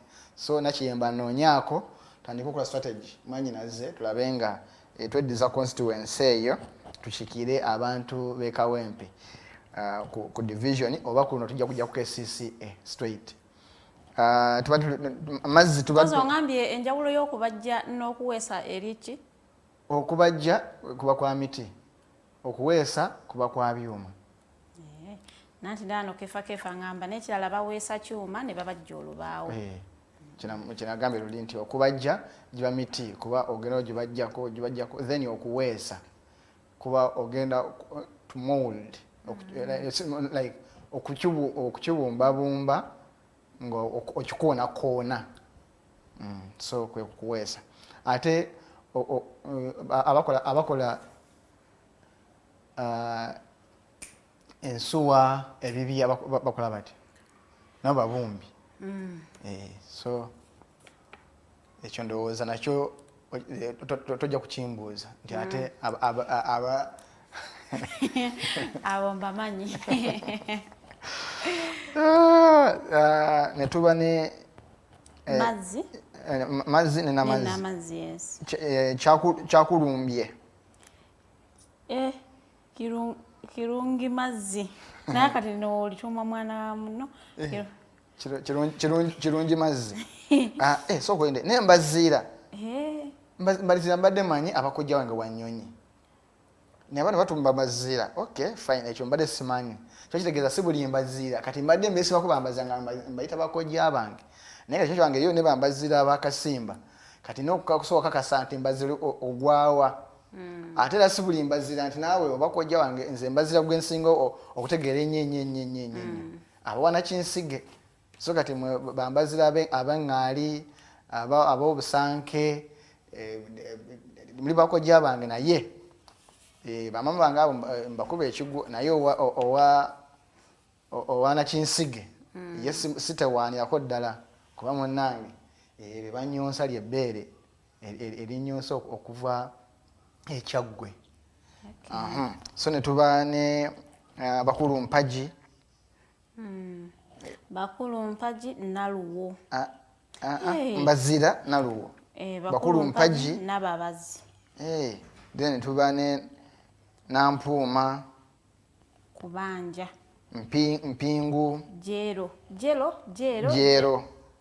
kisirinya seruwo oli bw'akasimba kala ina mikwano gyange gye mbale simanyi nti bakasimba seruwo Henry gutomiddeko oli muntu eyasokola obusomesa ng'obwagala era weefubiridde okusomesa Mukama Katonda amazima okusanga akuteeremu essaala mu mulimu okimanyi nga edda kizibu nnyo osanga omwana kati ng'ayagala obusomesa ng'omwana oyo gw'ayagala omulimu gwe yasoma tosobola kumugamba nti omanyisa weno nali muconvincing I was actually trying to confuse him like amasomero bagagadde it's now 2 years look for another thing and do va musomesa nangamba ngenda kusomesa Farida it is what I understand era kirinja musu wano musomero ngenda kola so bamuyitane bamuyita Seruwo Henry omuze ogugwako jangu tukyali ku digitalk so mugambe bwaba tulaba mugambe Friday esembayo guno omwezi ajja tulabeko so mutegeeze ajje njagala kumusiima okuba nti ayagala obusomesa guno omulembe abasomesa tubavaliwinze naye nga fenna kyetuli we are because of them yes. naye ffe bwe tutuuka nyinza basatuuka naye kati twatwaliramu tutuuka nitubeera obulungi bano abantu tubeerabira nomakuba palamenti eyakuba mu senior 6 afuna omusala mungi nnyo okusinga omusomesa owa bachelors okusinga omusomesa alina PhD eyamusomesa emakere okusinga omusomesa eyamusomesa mu primary so Farida muwadde instructions oba musabye enaku zino azuukusizza Mukose Arnold Anthony amugulidde abamubaddemu omukisa agaba ebintu afuuse nga jjenje manyi nze I'm one person ayagala nnyo appreciating omuntu kuba nze nkuze ntoba so manyi kitegeeza omuntu okola ekintu n'asiimibwa sagala nnyo okugamba bugambi nti wabula Farida leera no tekimala omanyi bagamba nti engalo ensa zinyumira nnyinizo nogira bwoti zo but sagala kuwoza mbu okulira n'omugaga ataddiza ate so olinamu empumba ate kuba ye okunkumulirako obukyafu okiza akagero indika yali atugerera mbu omwavu ayagalwa nnyina omwavu ayagala nnyina Rogers natulagamba ate omwavu nga talina nnyina ayagalwani weyagala so nze I'm one person ayagala ku appreciating with actions ekitegeera era ekinsabako nti babusobozi naye nyumirwa nnyo omuntu oyo oba omupushinze obanga gwowoza ebbanja ekitegeera ofama kijagamba nti thank you okoze bulungi but an extra or tangible gift pushes that someone to work more so that next time akusanyusa n'okusingawo anekeefa angambye naye awagala obusomesa kuba bwe yasoma munange naawe webale kwagala mulimu gwo because buli gyokoma okwagala kyokola gyokoma okuproducing results because bw'oba toyagala kyokola ogenda kufuna kasente oveeyo naye bw'oba oyagala olete as you know competition zibeera mu masomero fe bagabanga nga bagamba alina buli bagigabako emitwalo ebiri abalina B bagigabako omutwalo kati ngolaba abasomesa naye Farida nebazanze batwala okusoma amawulire nebazanze yakufuusa okusoma amawulire era ate nakwebaza emeka leka naawe ate agala mbeere nga Abaganda bali abedda nti wakuwa ekintu omusanga nno nange weebale luli ebyaluli nabisiima ate ne bayitawo omwaka nno okwolwo lwe nali eyo wesi omusomesa tobwagala nga basoma amawulire anti munange kaisa wazi toyagala nakugamba tunamusomesa I take credit. I am a professional teacher because I studied 3 years at campus doing education. It's really hard doing 15 course units. And I was doing literature and English and I love it. Nange no ndi mechanical engineer. Ense tukubye. Na eyanda bisa abakasimba tunatera no bamaliriza tubuzayo mibala so ne bwe mutulaba tukyanolinga ne tuddaka ewalala byetwogera abantu out of fun but tukimanyi bangi kituyitamu muki experience nze mukiseemu oba kye mulimu nze gwe mulaba ndi mechanical engineer awedde emirimu naye babisomesa era basajja njagala omwana asome omulimu gw'omutwe nomugamba muzeeyi naye ng'okyajjuka okyabijjukira yadde ne ku CV sibiteekako omanyi lwaki bajja omuntu akuwa omulimu omanyi ekituweesa emirimu is that extra skill gy'olina okusinga ku balala nti ojja kugenda awantu ntagamba twagala bannamawulire fine naye ku CV oteekako driver nti olina permit olina biki kimanya I can speak Swahili kyokka nga tolumanyi tebagambe ono gwe twetaaga bagende okuwa omulimu bagambe osobola ovuga so n'okwogera oluswahili kati gwogenda vuga ng'ozigenda e Kenya o distributing before you know it nga totoyimanyi so kati wano omulimu gwe nasoma nga sigwagala muteeka ku CV ngambe ame mechanical engineer kati bakitegeeza bweba nkampani erina department yokanika bagamba ono ajja tuyamba once in a while he will supervise abalala akola wano na wano ali multi purpose ogenda tuukayo ng'ate gwoli wambuzi kuba maintenance ya machines zaffe ono ajja tuyambangako okitegeera nti otuuka ali nga bambi olwakati wali tobyagala nga ojja kukola shadow work ng'ate eno giwali esibira ddala no deliveringa totaddeyo manyi so nze ne ku CV yange ne ku Facebook page yange tebiriiko saagala ku muntu manya ngayeko mechanical engineer niwe nasomera ebya mechanics sibite neri esomesa iteekako nalisomerako nako wasagala muntu sikukwani mu mutima mubi but I didn't feel it and I feel like not associating with it so abazadde mwenna omwana wagamba njagala kusoma kino kiwe ekitiibwa kuba nagamuzeeyo I was in P4 so when I told my mother nti kosi ziri biri mu bulamu zoyagala okola mawulire mu P4 bamateeka naye nga simanyi wamawulire akola atya wama n'amateeka akola naye nga nze kyenkola ki kimpula kyenjagala bwe ntuuka mu senior 4 ntandika ne bannange mbagamba nze either mawulire oba amateeka ema senior 6 amuze yambuuza mu senior 5 ayagala kukola ki kunze mawulire oba amateeka so omuze yali ampa school fees kati tumalako senior 6 agamba nedda njagala omulimu gwa muntu sagala onoonye emirimu njagala gwe simanyi tumale wano tulabe naye abakola engineering tebaba basomye physics ku A-level mwana wa mama nkubulira ennaku gye nayitamu yesu wakira ngamba saagala kukolaki manyi private institutions balina ebintu ebyo betagoberera nze nakola arts anyway ne bakuwa engineering nafuna omukisa nti kyewuunyisa nabikola bulungi by the way saafunamu nali nkola bulungi nafuna credits however much newankubadde era tezaalinga zakabi but these credits nga nzanyirawo saafunamu paasi but era muzeeyi oluvannyuma nnyo bwenzirawo neneewerera nze amawulire nze okwewerera tubeewo nagamba nokugamba kale sente zange zaafaaki nemugamba nakugambanga nagamba nga sikifiiringa era bwe nafuna ekiwandiiko simanyi na gyebiri simanyi gyebiri bwe buyimbuuza simanyi kale singa babitunda nali bitunze simanyi na gyebiri go ge mazima ebyange biri makerere tobijjangayo education so sibijjangayo mukulu Mutale Faruku agamba mwami Mukose Ssebo abenyonyi bonna beesonyiwe oba kuba ekigo kubamu tebamanyi abamu tobamanyi ojja kusobya nsobola kubuuza agambye bonna beesonyiwe ebyokugamba mbu ate abamu bano abanakinsi abangaali abawakasanke agambye Ssebo bonna beesonyiwe ojja kusobya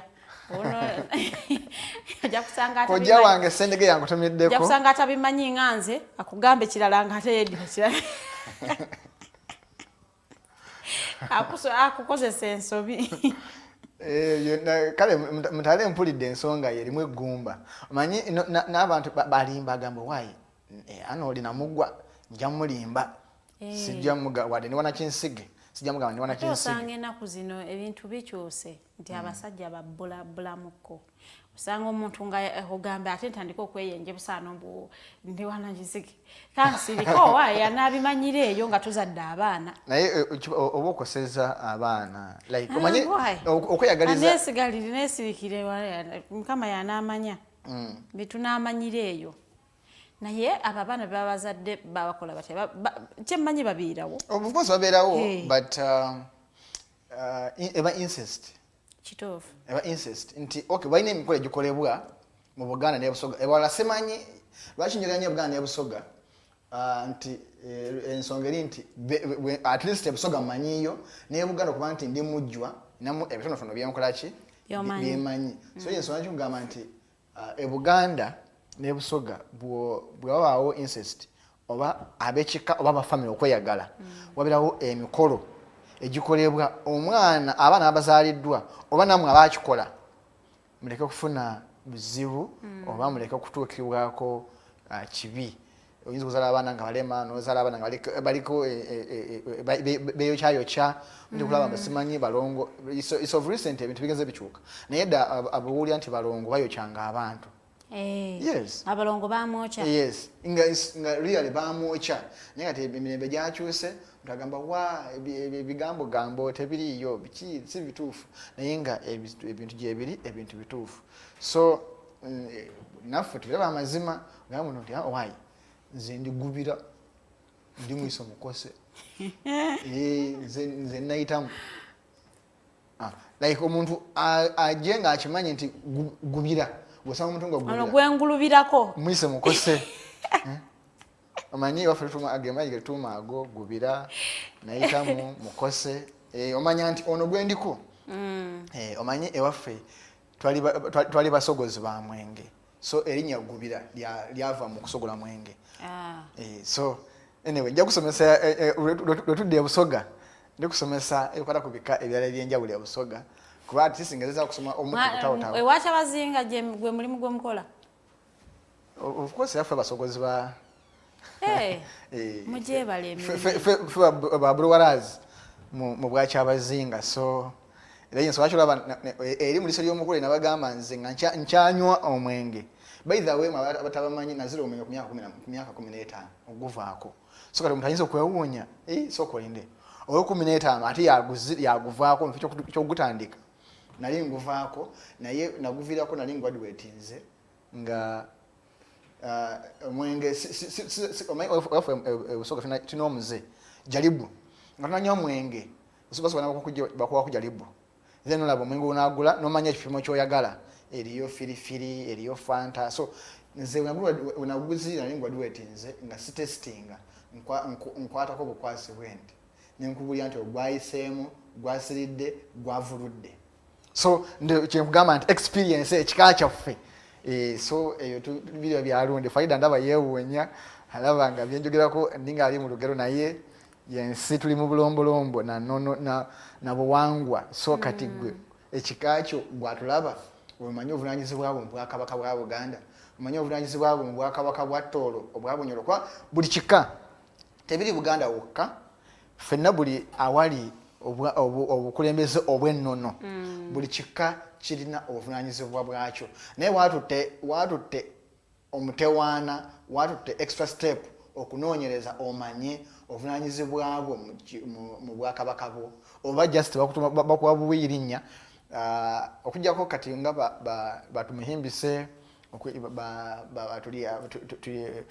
tuli ahabwe musimenta andi kajjukira amanya gaabwe balina ebika fine babirina naye kati kibula kizibu nnyo okumanya nti musimenta yedi ekika kimu ne tuli ahabwe kuba amanya gaabwe their names are divine proverb names nti manya ga bwa Katonda tulina omujuni tulina omukisa ayina byona nti God has it all okitegeera tumuhimbise let's praise him okitegeera nti their names musementa how can I thank him because of what he has done for me kati nti ogera kwesanga amanya ago that's why ntiroga abantu nti the reasons why ngojeko bya politics aside the reasons why western part of the country is a little bit now developed than other regions because bakiriza nyo Katonda secondly Buganda kati kankule kino this is why Buganda is ahead of all of us in Uganda wado chimanyi it's because the Bible and Quran were first translated in Uganda. Those hold two books. First translation yazo yali mu Uganda. nti being good ekyo kachoka. That's why you love Buganda. Ojagala, tojagala, tojiwalana is head of all tribes in Uganda. Tujjemu bino ebyennugu ebyobutagaliza ebyaki Buganda tuli waggulu ffenna. Na yes because yasooka okufuna translation ey'ebitabo ebitukuvu byetukkirizamu ffenna olwaleero. Bo ab'omu Western ne basalawo ne beekwata Katonda nti era olaba nti 90% of their names are godly names. Nti olwaleero ekyo kyokka like indirectly n'abeebaza like rewarding. Ojja kikkiriza ojja kigaana but that's my research. No, tiso kikkiriza but kyemugamba nti ng'omuntu bw'anaaba nga Musoga, Mucholi, Muteeso, Munyanku nga takkiriza Buganda nti etusinga okitegeera. I am not saying nti sikiriza nti bo they are ahead of us but it's not because nti batumama my research mugale my research okulonyereza okwange nogamba kukkirize kugaane sinja kwesiba buli muntu akora research eyiye okitegeera and research bukwa research no report is subject to criticisms okitegeera nti bagamba bajibamu ebituli so kati nze yange research yange nakola yeeyo kati nawe sokola yiyo notandikira wenakoma nogamba nedda watulimba Oye Farida Bikobere research yange agiganye but my personal analysis kumawanga abiri Buganda okay region zebbiri Western oba Ankole ne Buganda is ahead of all tribes in Uganda because the first local translations of the holy two books, that's Bible and Quran, were done in Uganda. So lwaki bana abasooka okifuna ekitabo nga kiri translated in their own language tebeekwata Katonda ate bali abasembayo ne bamwekwata. Listen, that's why olaba nti abazungu ababituleetera nga biri mu luzungu lwabwe tetubatuukaana okitegeera like development mu nsonga era betukoppa ebintu ebisinga. Is it because of the Bible?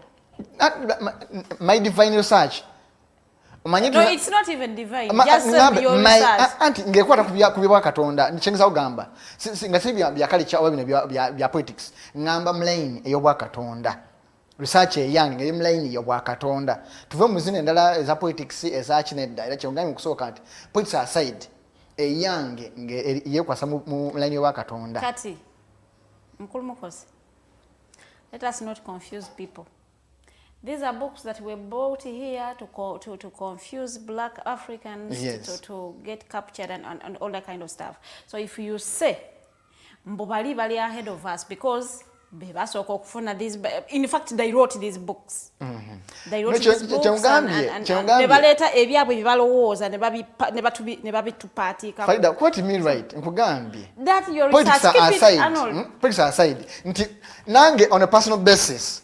No research. No. Bwensala okulaga negative side of the holy books, nange nina reservations okitegeera nayo sikiriza mu Bible ne mu Quran naye nenkugamba nti bwe tusalawo nitugamba tugobere Bible oba Quran tugobere nga bweri nga tujjemu kukisemuzi nze byanda bayitali birungi nze nganze nenkulaga wano side yali badanga side ennungi naye nga nange nina ebirala byesikiriza nga sikiriziganya nabyo oba okitegeera nga wira ngamba nedda ekyo nange sikkiriza naye mugambe wano for now eriyo oyo omulokole eri pastor eri imam eri shehi oyo line eyo gye ntambuliddemu sigambye endala eno eya James nange gyenzikirizamu nawe so kuba view eyiyo mu side eyo. For Buganda to be ahead of all tribes because it is in the central region and business is here, everything is here, so development is really jangu nnyo omuntu okkulaakulana okusingako like exposure buli kimu kiba kyanjawulo omuntu wamu gwe bazaalidde wano mu Buganda tabeeranga gwe bazaalidde Bugishu yawanjawulo at least ono amanyiko nti ne airport omwana we Bugishu ayinza n'okubanga tamanyi nti ne airport gyeri atagenda kusomera tamanyi nti there is an airport in Uganda they not know gwe bazaalidde wano amanyi bazaalidde wano amanyi nti waliyo amadaala ge batalinnyako you just stand and it takes you and you enjoying the ride abamu tetubimba tebabimanya so exposure and the strategic location of the whole Uganda. I want argue nawe olwa gundi engejula mwamu ebintu because that's how you view it. Arnold, Better na Bible. That's what I'm saying. I just want your view on that side. Yes, tata nange yange I have respected you. Yange abadde line divide, but which is okay. And now I at Raba also to a view a year was why do you think Buganda it's not politics. Tujja politics kuba jagamba simanyi kabaka yasoka ya simanyi yafuna bwakaba simanyi independence nedda so tujja politics aside gwolowooza lwaki Buganda is ahead of other tribes in Uganda ekyo tujja kibuuzo gwe otuwe endowooza mu comments wano osobola participating no contributing and otuwe endowooza yo kwafe gye tuwadde buli muntu yiye ng'omuntu era tujikusibaako ne gitwale ebe permanent but tukuwadde buli muntu kyalowooza na buli muntu kyalaba ku nsonga eyo Farida akuwadde ensonga yo mfunya ya ampagira kefa agamba Mukose otabudde ebintu Westerners can never be ahead of Uganda. First of all, how long ago did these holy books come to Uganda? Let's start Westerners sigambye nti Westerners is ahead of Buganda. Okitegeera Buganda is head of us. Is head of all tribes in Uganda. What I know is that Buganda is strategically located. Erimu business area, everything ekikolebwa wano 90% Buganda ebyamweri. So ebintu ebisinga Buganda eba yankizo nnyo.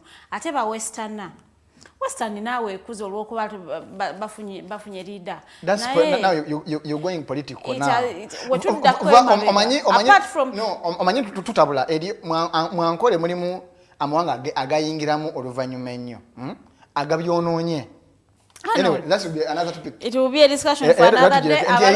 Eriyo abahima, eriyo abalalo, okitegere bagenze batabula ne bajjamu ankole yenso akyo obugabe ne bufa n'okufa. Naye tunulira obugabe ne tuli obusoga ne tuli obuganda like nga tutulese mugala mwanga amalala. For example kiringo ogamba nti omugisu azze Buganda ne influencinga ne yefula omuganda naye nga originality ye abokitegera naye bali tulira mu banyankole ankole yo nga ankole nuli busoga nga busoga Buganda nga Buganda votes abalowooza nti wamma Buganda eri developed because ebitabo ebitukuvu Quran ne Bible byasooka kubeera translated mu Luganda. Mu comment section awo tulonde nammwe abalowooza nti si kyekyo tuwe reason lwaki Uganda is ahead of other tribes. Tugenda ku mibala gy'abakasimba. So wekikulaba obulungi naawe okiraba. So wekikulaba obulungi naawe okiraba. Ate sikitegedde nagwe ng'otegedde olinga akitegedde. Like ekiso. Ekiso the knife. The sword. Sword bagiyita kiso. Juke bali bawesiba bwekikulaba obulungi naawe okiraba. Ekiso ekitala wama mukukojja wana kibinge weebale. Mulangira nsonyiwa we mbanga mpubiza abantu ojja kutandikira wano kubanga no bazikutegedde mulangira nsonyiwa wano we mbanga ngeza mbadde mpuya abantu bo wano kwamba denta budde ekiso n'ekitala kojja wana kibinge atuwabudde n'agamba ekyo kiba kitala kyembadde ntabudde so guno mbala mulangira yajja kujja naye simanyi abantu banasobola okutujjukiza bwe kitwakoona konti mulangira bajja kujja wano ba excited ajje ate alungamye bawandiike nze vantero bagamba nti wandika kyotategedde mulangira bwajja gojjayo bujja kapapulako ogamba mulangira soka olinde ng'okuba essimu tubeera n'essimu studios ng'obuuza by'oyagala okumanya temulangira taba mu binnyo n'abikunnyonnyola kati bw'oba owuliriza nga towandiise kiba kizibu wiiki nnamba okuyitawo ate n'ojjukira kyewali oyagala okubuuza nakyo kyakizibu abantu ina ebizibu n'okulowooza ku kyokulya yuno Christmas eyingiddewo prices are shooting up bannange kati so you cannot remember so naye bw'oba owandiise kyangu nnyo gamba nawandika mu katabo kange nojjayo bujja n'okola ki n'osoma Mutale Faruku Juma agamba mbu Buganda is a nation on its own okuva eri mu butonzi bw'ensi. Naye okusinziza mu divine angle ye nzikizigana naye by history oyinza okulowooza nti nabo balina ange eyo abamutuufu okitegeera nga tujjako subject location bikyekyo wasoma history naye abamutuufu mu ange eyo era nange actually everyone is right nzigeza naye okitegeera nti ng'ogyeko just saying everyone is right. We had Buganda before the Bible okitegeera and Buganda was prominent before the coming of the Bible or before the region. Even before these whites came. Ochiraba nawe nti ne bwotuka mu company onoonya omuntu omukala ali sharp eva buli omu banoonya omuntu sharp era singa bali tebali bakala tosanga tebali basport era noli eyasooka okujja mu Buganda anoonye era kyemanyi yajja anoonya Buganda kitegeeza nti bwetuddayo before the holy books kayate ye mutale abatusinzeeko ffenna nti there was Buganda before these books that we believe in today. So awo nange sikuwakanya kitegeeza buli muntu kuffe mutuufu depending on where you're standing and where you're basing where your basis of facts are.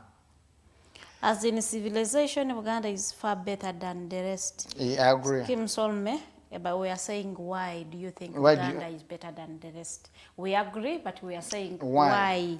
Give us a reason why.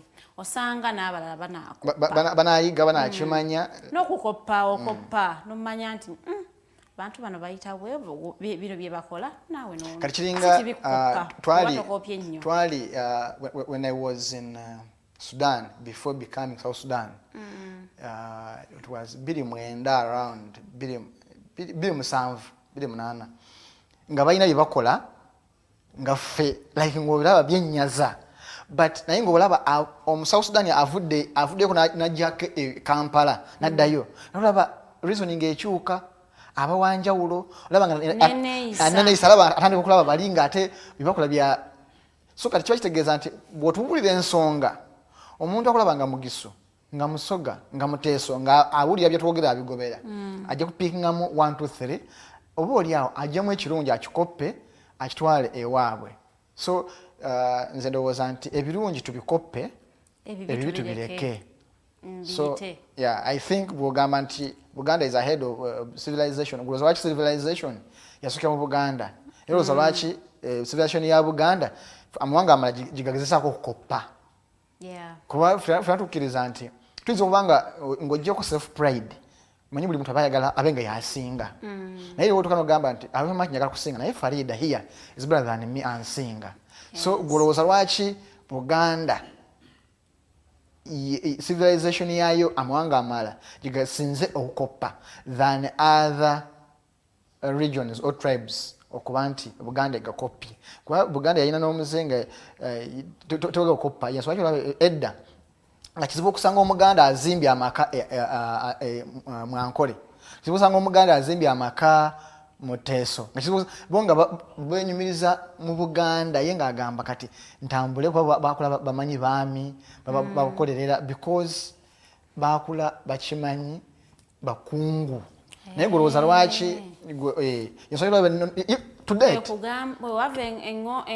engombo egamba nti abasajja ba Masaka baagala ebitiibwa even to date ng'oyagala omuntu Omuganda akolera emirimu muwe office oyagala delivering muwe entebe omuwe emmotoka emupiiking oba ya company baagala okubosinga ajja kudeliveringa okitegeera nebino ebyokuyiriba emusimanyako ere asaagende n'ataagende oba omumenya asobola deliveringa naye oba omumenya Jeremiah Mukiibi ndaba balumbye gwe so nti isini bones by the abamwe tamenya kukimanya nti kyali because isini bone ebintu ebimu tusigira bisikire wekanzi ng'okibadde naye nga ate tutegedde lwaki okibadde nga tojja namunenya nnyo naye nga kyamuzaalibirwamu era tojja namunenya ono bw'ati that's why nze ebise bisinga I condemn abantu abatandika okuyeeya omuntu olw'eggwanga lye kitegeera notandika marginalizing that person because of the tribe sentiments abasindisi b'ebigaali gwanga bweriti abachapati gwanga bweriti fine eriyo abamu abatabera offended like a person like me sina buzibu nakyo but yes first of all nja kuba ekyokulabirako nti abasoga olwaliro we are proud of baking Reason being abayindi babesinga nnyo mu busoga. Abayindi bali bangano. Katwakolanga nnyo mu maka g'abayindi abo. So ne tuyiga engeri bakolamu engano ne tuwangamu ebirungo. That's why olaba kiba kizibu nnyo okusanga chapati ewooma nga tebekingidwa musoga. Okwo mwe bali kwa abantu bakoze innovations bademu buyiya bungi. But ezenjawulo but olaba nti omuntu agamba chapati y'omusoga ewooma. Reason being nti kati kyafuuka inborn because twamala ebbanga ddene nga tukoppa. Kati nekifuuka n'omwana tata wakuyigiriza nayigiza omulimu gw'ewaka. Ndijja kusanga boda ez'obugaali nazo ne zapiki zizze naye zasookerawa busoga that side. Reason being nti okusalanga boda transport nemagenda n'okufuntwa n'okuyingiza ebyamaguzi transport yalinga ennyangu ey'abayindi yabanguyiranga bwaberanga bugaaliyo era abayindi baberanga n'obugaaliyo. So ekyaziisa boda crossing borders Busia and Malaba nesala boda Kenya Uganda. So kati our eastern nebanga entambula yabanguyiranga yali ya bugaaliyo negiranga erinnya nefuuka pichi like that. So bw'okwata history y'omuntu nali okugiyeeya kiringa eri omuntu eyakwata obujulizi bwa munne nali okubuyeeya n'abugyamu ekivume kiyinza kugamba nti ffenna tulina emirimu egyaffe nti olwaleero omuntu omwestana you can't separate that person from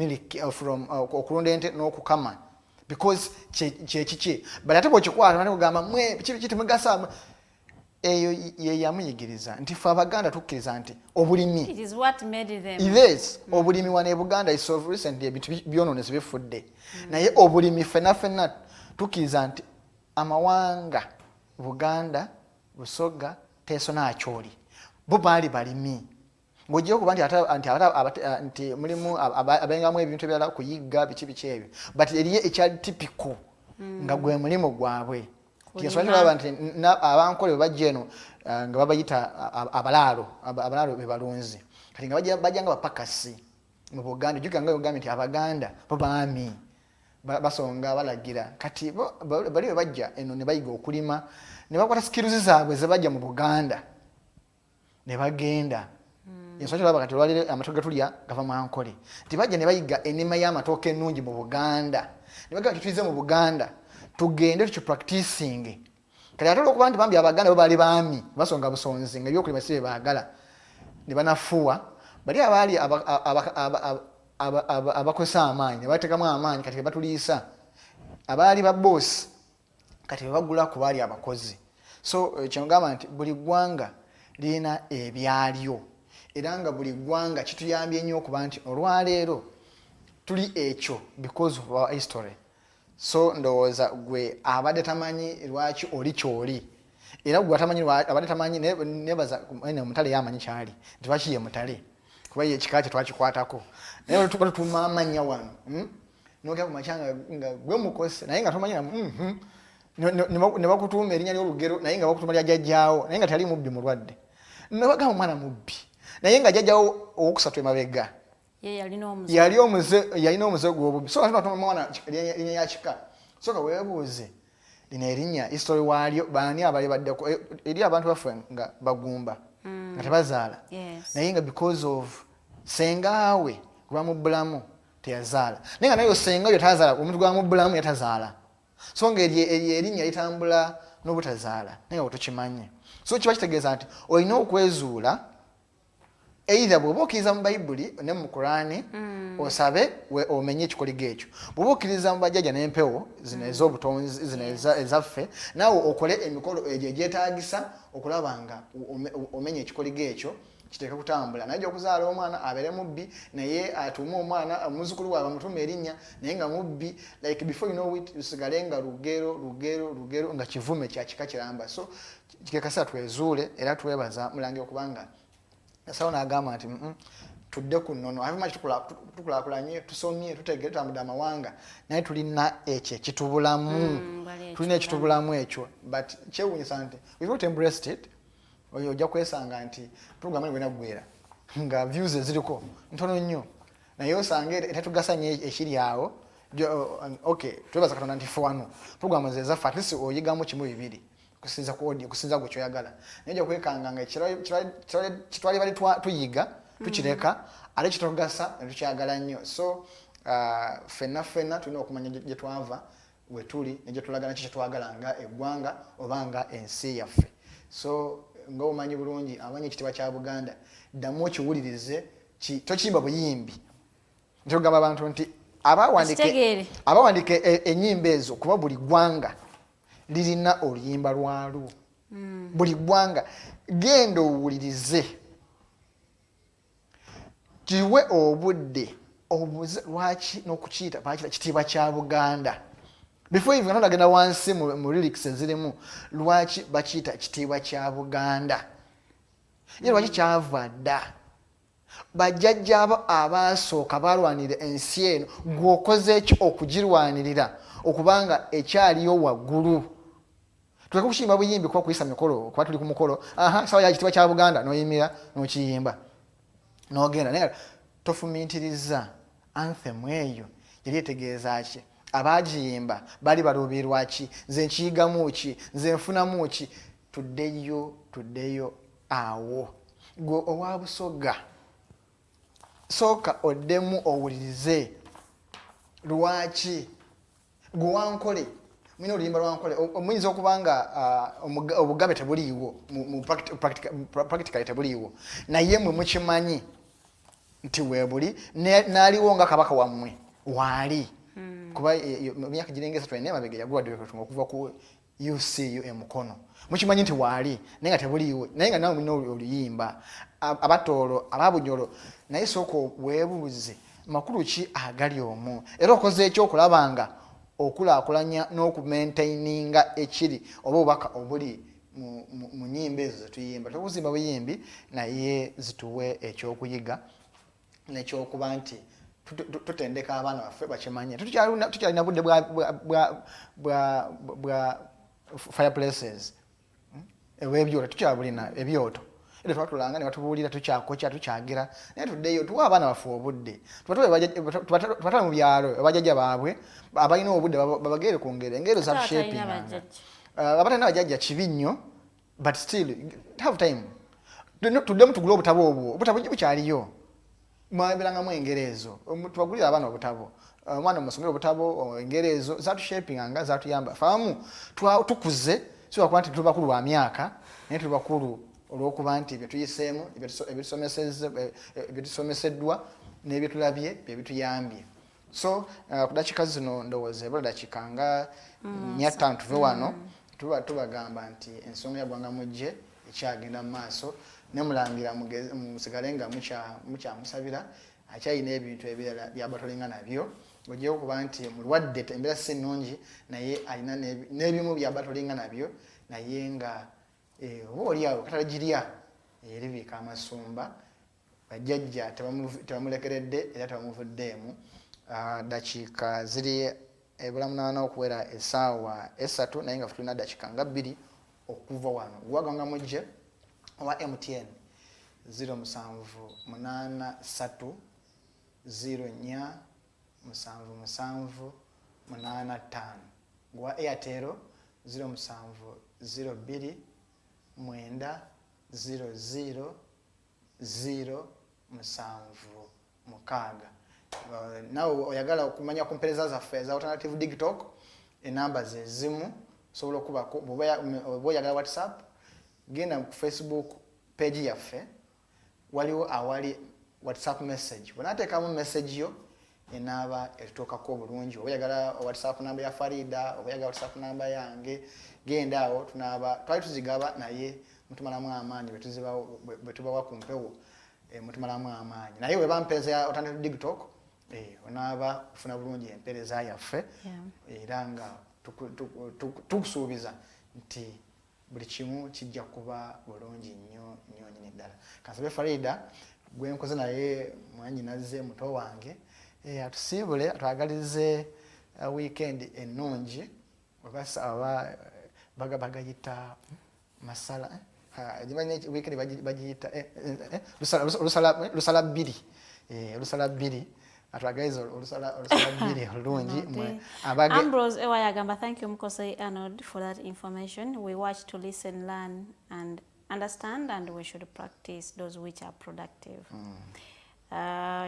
Kim Solomon Agamba, there are some natural beings designed by God. Secondly, Buganda being in central, it attracts since it is the starting point of the country. Kefa Nsembayo Nawenga Gamba, I agree with Mutare because Buganda was formed in the 14th century.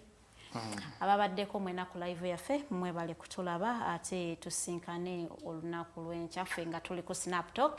Olunaku lwa leero waliyo voltage n'omumbeja Lilian Luwedde essaawa egenda kubeeremu eyokumaca ey'olweggulo paka ssaawa 3 mubeereeko nga munyumyamuko naye ebifa mu Uganda mu nsi yammwe biki ebitagenze bulungi, esente za mwani azibbye, lwaki bagula ekintu kye bamanyi nti kigenda kukola, ye ani yagula ebintu ebyo ebyalwairwe mazima ddala ejje amateeka gamukwatirawa, the one who procured those things nti tebigenda kukola kati oyo amateeka gamukwatirawa. Mubeereeko omuweereza wammwe Lilian Luwedde agenda kubanga ate naye kwali nga abatotolera n'abagenyi be baana abaali nabo. Olunaku lw'enkya tulina Snap Talk essaawa zibeera 12 paka emu n'omukyala Teddy Tenjo nga tunyumyamu kofe tuba tukuba buli wamu relationship wonna society byonna bimu kinasinziira topic ki gye banaaba batowadde. Ate ku Sunday waliyo eriiso ly'omukulu lyo libeera lya ssaawa 11 mpaka 12 tukyalina ne Honorable Yona Kanyomozi webyafa yaliko omusomesa wa President Yoweri Museveni. Abasomesa tabakaddiwa. Musajja akyali mugumu. Amazima myaka neewuunyiza. Yasomesaako president. Okumala emyezi 10 abantu balina ebyafaayo. Kati gwe no weebuuze kale gwe okozeewo ki mu bantu ab'amaanyi mu Uganda naani gwe weekubuuza kale gamba kale yali classmate ya classmate wa. Yanga akyajjukana gye bali. Naye nga munnange naawe omanyira nti tuli bubi. Bw'oba toli bubi oba wasomera wabi tewaava muntu mugaso mweno Uganda. In fact gwe w'omugaso eyavaayo so tekolemu omulimu naye nga mubadde balabi balungi okuva eri gyetutandikidde ku ssaawa emu paka wano we tuwunzikidde programu yaffe abakasimba tusuubira muyizeemu mufunyemu ekyokuyiga mutegedde lwaki kati mweddira kasimba ate so singo mutegedde mannya kige mutuuma ate eki kye mweddira n'emibala n'emirimu gye mukola mu Bwakabaka bwa Buganda ne lwaki amazina mugazinira kabaka ng'era mugayita maagonjo. So tusinkane olunaku olw'enkya. See you next time. Have a safe weekend. Temunywa ne muvuga baala sinzigule bajja bakwatira bwerere. Curfew is still there.